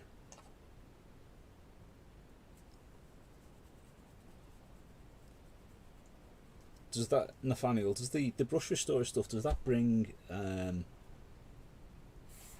does that sort of like bring them back together again, so it stops them from splaying apart? So when I got this brush, I got one with Mortal Realms, wasn't too keen on using it. I think I passed it on. Somebody just started painting so they could have a play around without worrying about the brush. Now when I got one with Imperium, I thought, should I use this for anything? Like, am I ever going to use it? And I thought, you know what, I'm going to try and paint a miniature with it and see how well I can do. And this guy was entirely painted with this brush, which I'm quite pleased with. Let's see if we can get him in focus.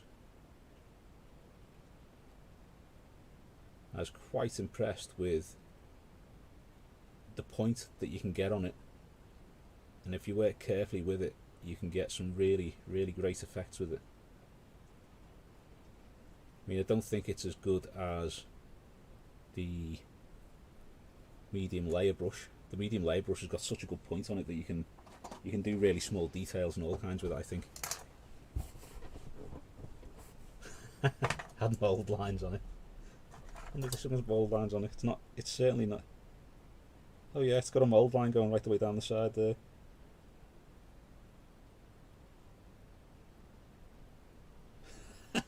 I've never even noticed that. That's brilliant. Can you see the mould line? Just going along this part here. You can see the line going right the way along there. Another one on the other side. Just there going over the light. Winner. Well yeah, so that little deathcore fella was painted up using entirely the starter brush. I'm tempted to try and do the regiment markings and stuff like that on his shoulder as well. So you may see that come about at some point.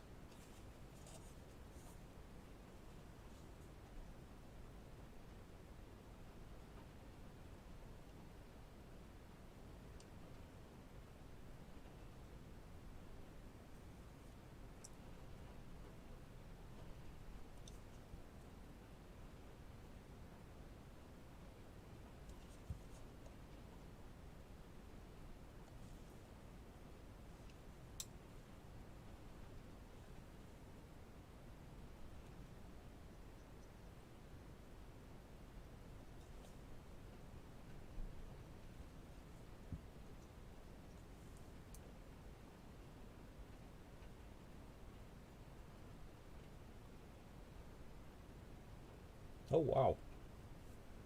See, my method of brush cleaning, as you've probably seen, is the Mark 1 mouth.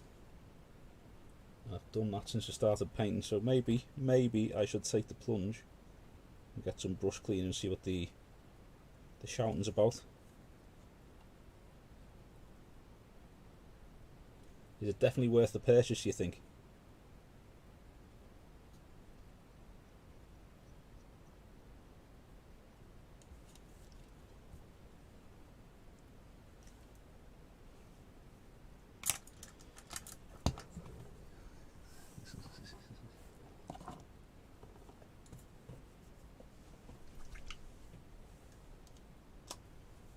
Olive oil soap from Holland and Barrett. There's one of them right by my work.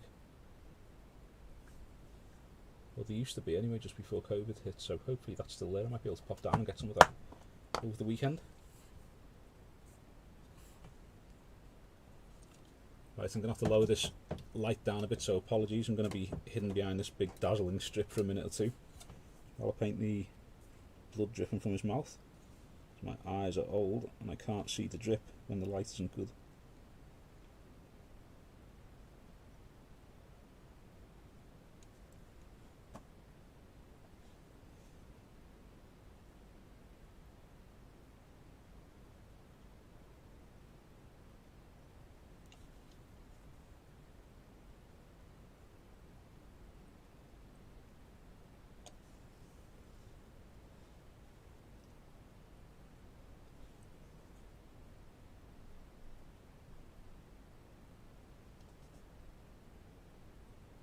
Does anyone else find they paint a miniature and they say, right, I'm going to do it to this point, and they're going to leave it there, and then I'm going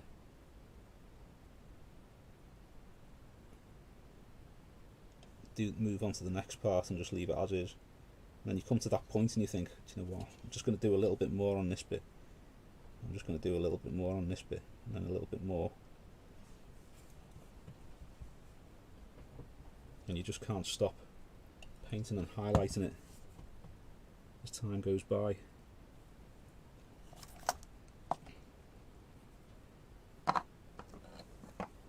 Absolutely worth it. Good brush soap starts at £2. High quality brush soap saves the expense of buying restorer. Nice. You know what, I'm going to have to try it now, aren't I? Because otherwise when it comes to changing brushes I'll be kicking myself.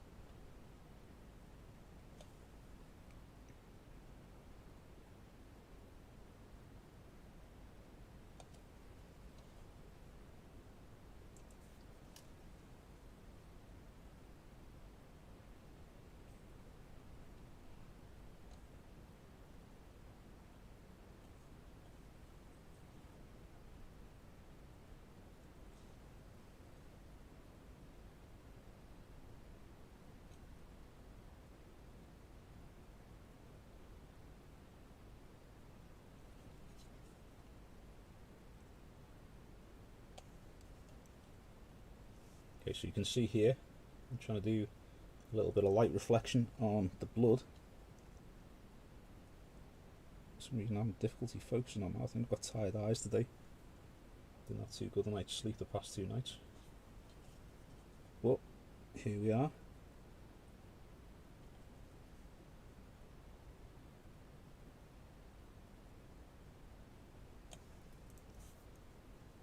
So I'm putting the highlights going down that side. And then we'll get one last little pink highlight on that, I reckon, using Emperor's Children, if I can find out where I put the Emperor's Children. I've just used Emperor's Children rather than Pink Horror. Well, that saves a layer. In that case we'll skip using 2 pinks. We shall use a tiny little bit of white, do some highlights on it.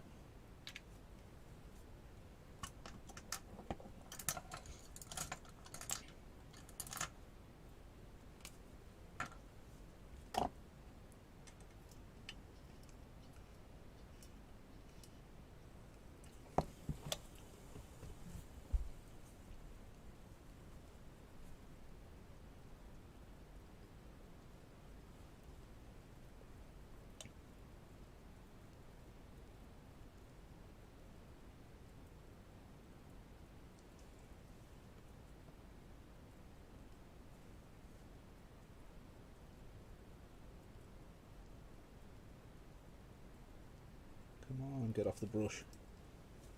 The only problem with these really thin brushes I find, because the room that I'm painting is usually quite warm, I come to paint on little thin lines, and by the time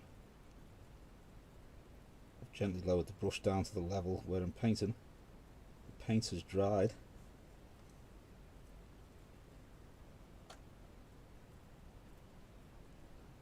I have to get more paint on the brush.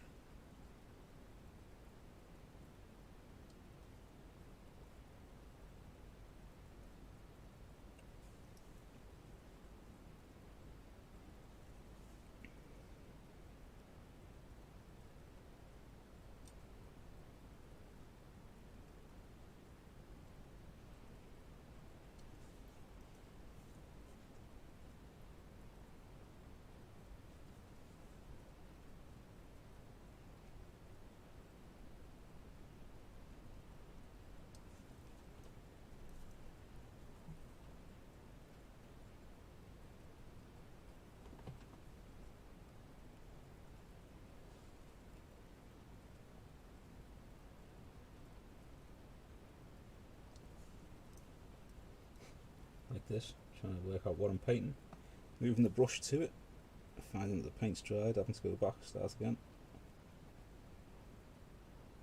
I think I do need to either rest my eyes more, maybe get some glasses or something, because there seems to be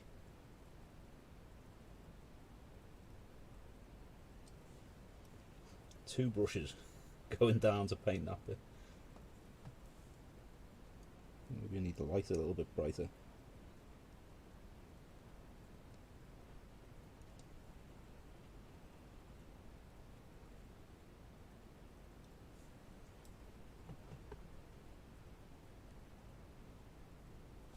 How'd you get your brushes from the works? Oh wow.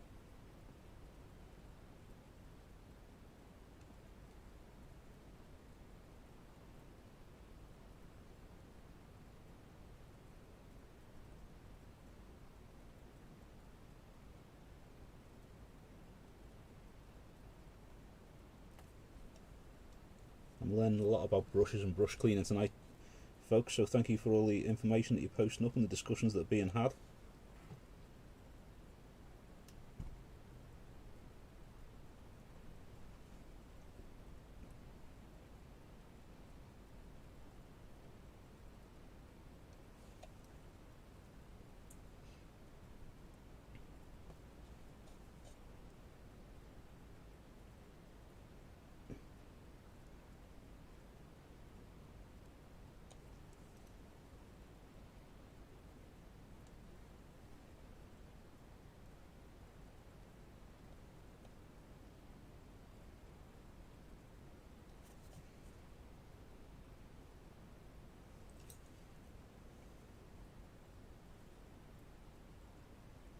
To make that look a little bit more like it's running liquid, once I've sprayed this with matte varnish, I always paint around the mouth and the teeth and stuff like that with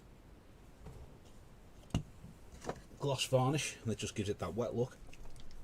Just going to do a little bit of work on his tongue, and then I think I'm going to call the squig saw done. No, I'm not, because I haven't done his claws yet either, which is very frustrating. I thought I'd finished them. Could just finish off the orc then, but alas, I have not.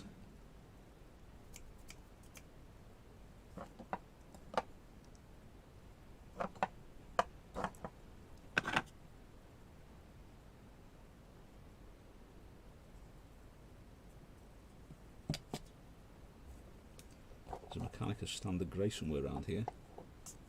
I'm not too certain where it's hiding.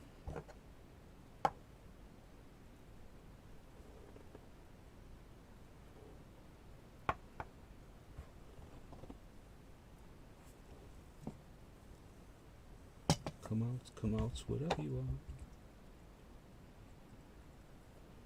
Oh, there we go.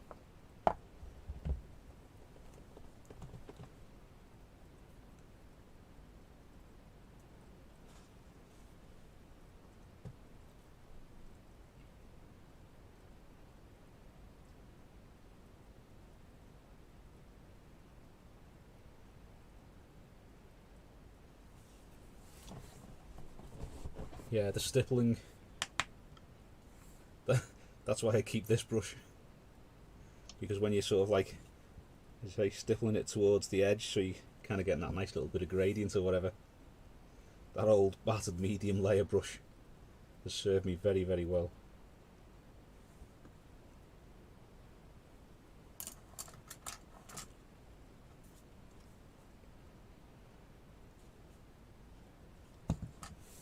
Right, use a little bit of pink horror for this, I think.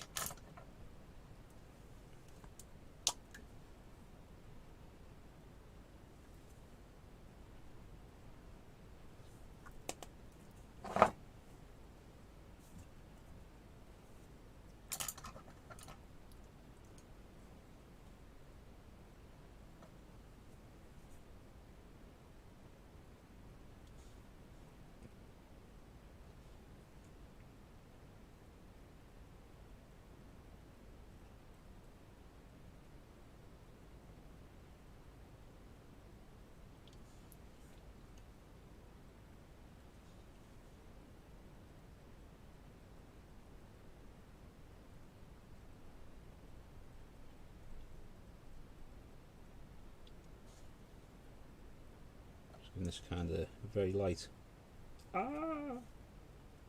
of pink on his tooth. A very light dry brush or wet brush on the tongue just to get a little bit of pink on there. Make it look a little bit more fleshy. So here's a question, okay? Orcs are now from kind of like spores and stuff like that, yeah? So they are kind of like fungusy or what have you. Why do they have nipples? That's the question that I keep asking myself. Because they all do. And I don't know why.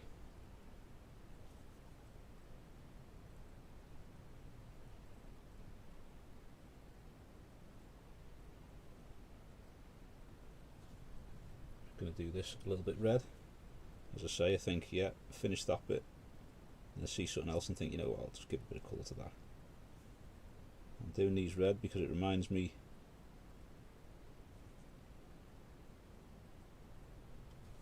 the old springs you used to get on something years ago, and I can't remember what it was.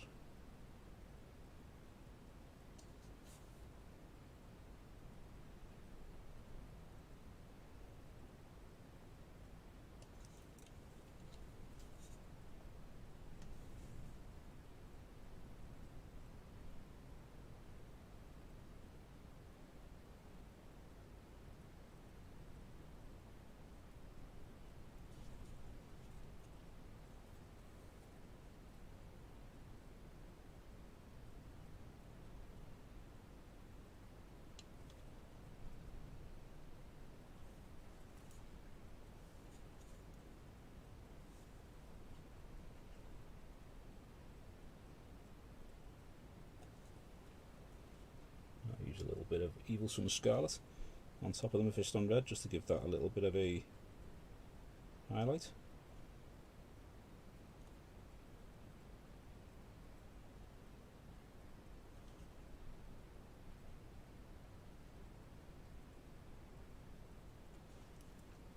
And finally a spot of do they have navels? Let's have a check. We have an orc with his belly button showing.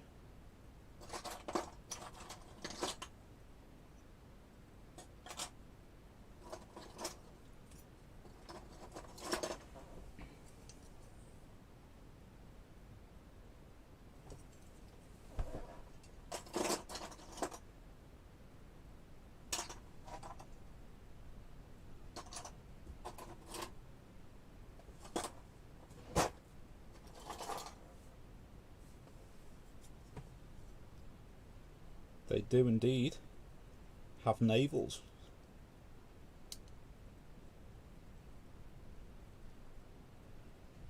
So they can't really be funguses then, can they? Unless their fungus growth is based on some prior kind of time before they were fungal, maybe.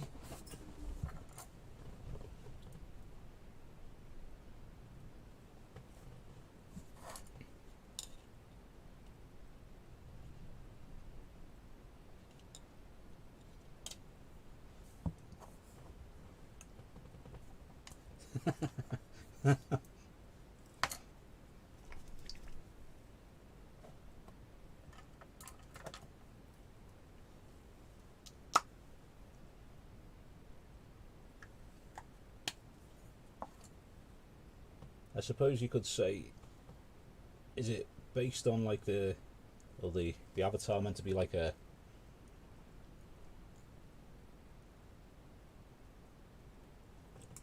sort of incarnation of part of the god, so maybe I suppose you could get away with it that way.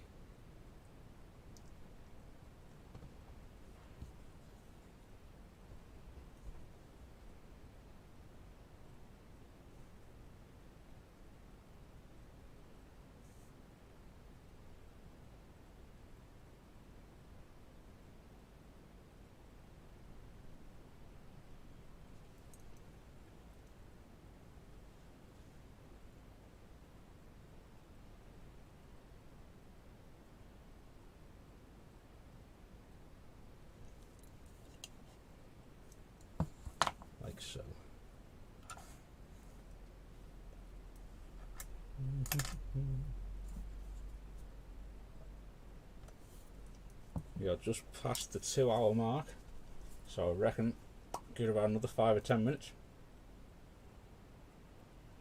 I'll be calling it a night. But as always, thank you everyone for joining us. It's been ace to sit and chat. It makes the hobby time a lot more fun, I think. A lot more enjoyable. And I appreciate the support and the chatter, the hints and tips, the ideas on brushes and different things to do. Always appreciate learning new things about painting and hobbying in general, so awesome stuff for that, thank you.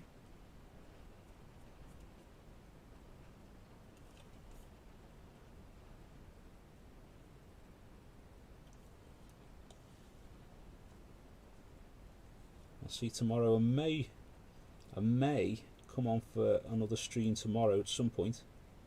It depends. I'm going to try and get a video done for Sunday tomorrow, so if I can't get it done before, I'll have to see whether or not I've got time to stream and make the video in the evening, which hopefully I'll get it done before and have a nice stream in the evening, but no guarantees unfortunately. But if everyone wants a stream, we can certainly do a stream each week, I would have thought. It's nice to be able to paint up some of my own bits and pieces.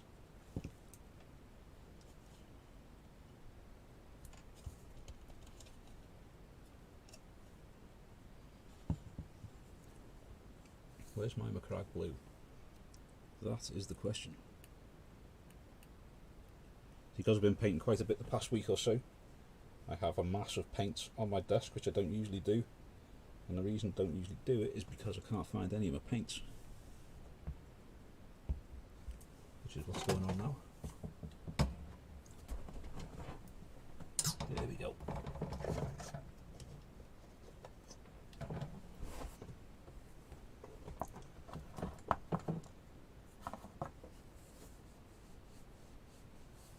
Hey Wendy, thanks for joining us.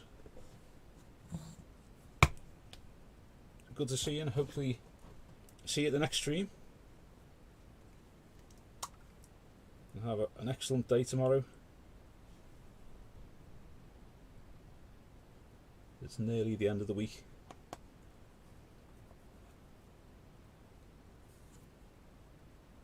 So close to the weekend. Remember, if you're not already on the Discord, come and join us on the Discord, post up some miniatures. If you're stuck on anything, you're not sure which way to go, there's a lot of good painters on there as well who can offer hints and tips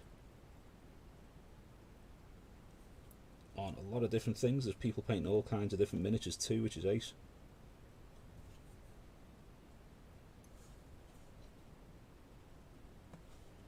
And people from all over the world as well, which I think is absolutely amazing.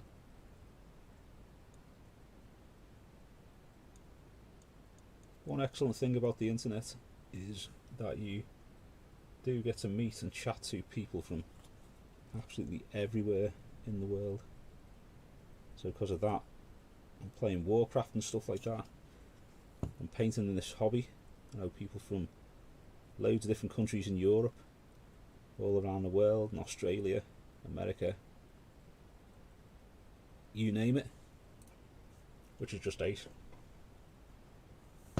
Hey, there's another spammer.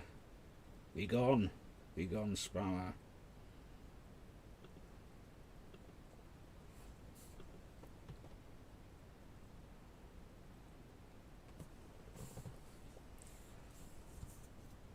Yeah, that's genius, that. There's like anything you can put your paints in so that you can see them. Because I used to have a Ferrero Rocher box as well. They're quite flat, aren't they? Quite square and flat, and you can fit loads in it and see the tops of the pots straight away. Whereas currently I've got the hobby zone set up with them all on the top there, but while I'm streaming I have my monitor right in front of where about 2/3 of my paints are, which means you can't see what colours I'm looking for, which is daft. But nil desperandum. We adapt and we overcome.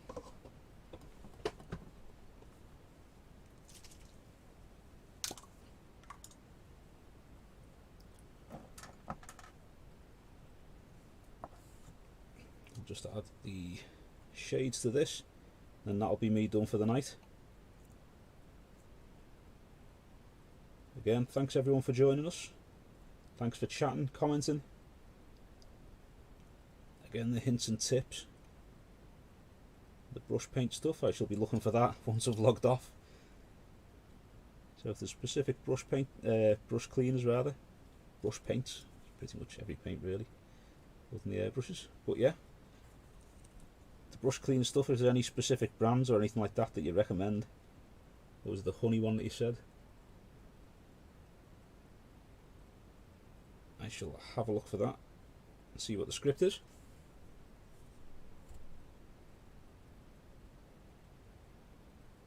.48 Ferrero Rocher.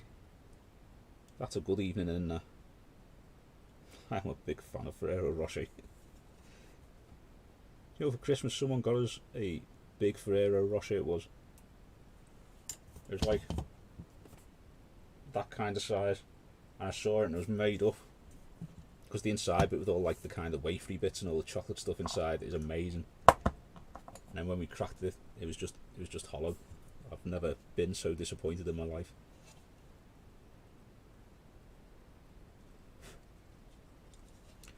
Righty folks, that's me done for the evening. Thanks very much for joining us. We've pretty much got the squig saw finished. I'm going to potter about on him for a little while more just to pick out a few details and stuff.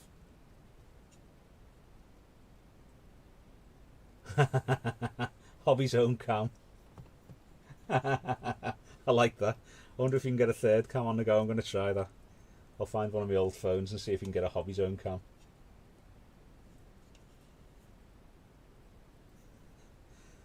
That's a great idea, that actually. I wonder if I've got a stand I can put that on. I reckon I can find a clip to stick that up there somewhere. I'll put all the things back, and then first person to spot it, we can win a prize. That's a good idea. That'll be quite funny though. Prefer kebabs. Big fan of kebabs too. Right, have a good night everyone. Cheers for joining us, and I'll hopefully see you at the next one. I'll post up on Discord if I'm back on again tomorrow. If I'm not on tomorrow, I'll also post up on the Discord as well on the announcements page just to let you know.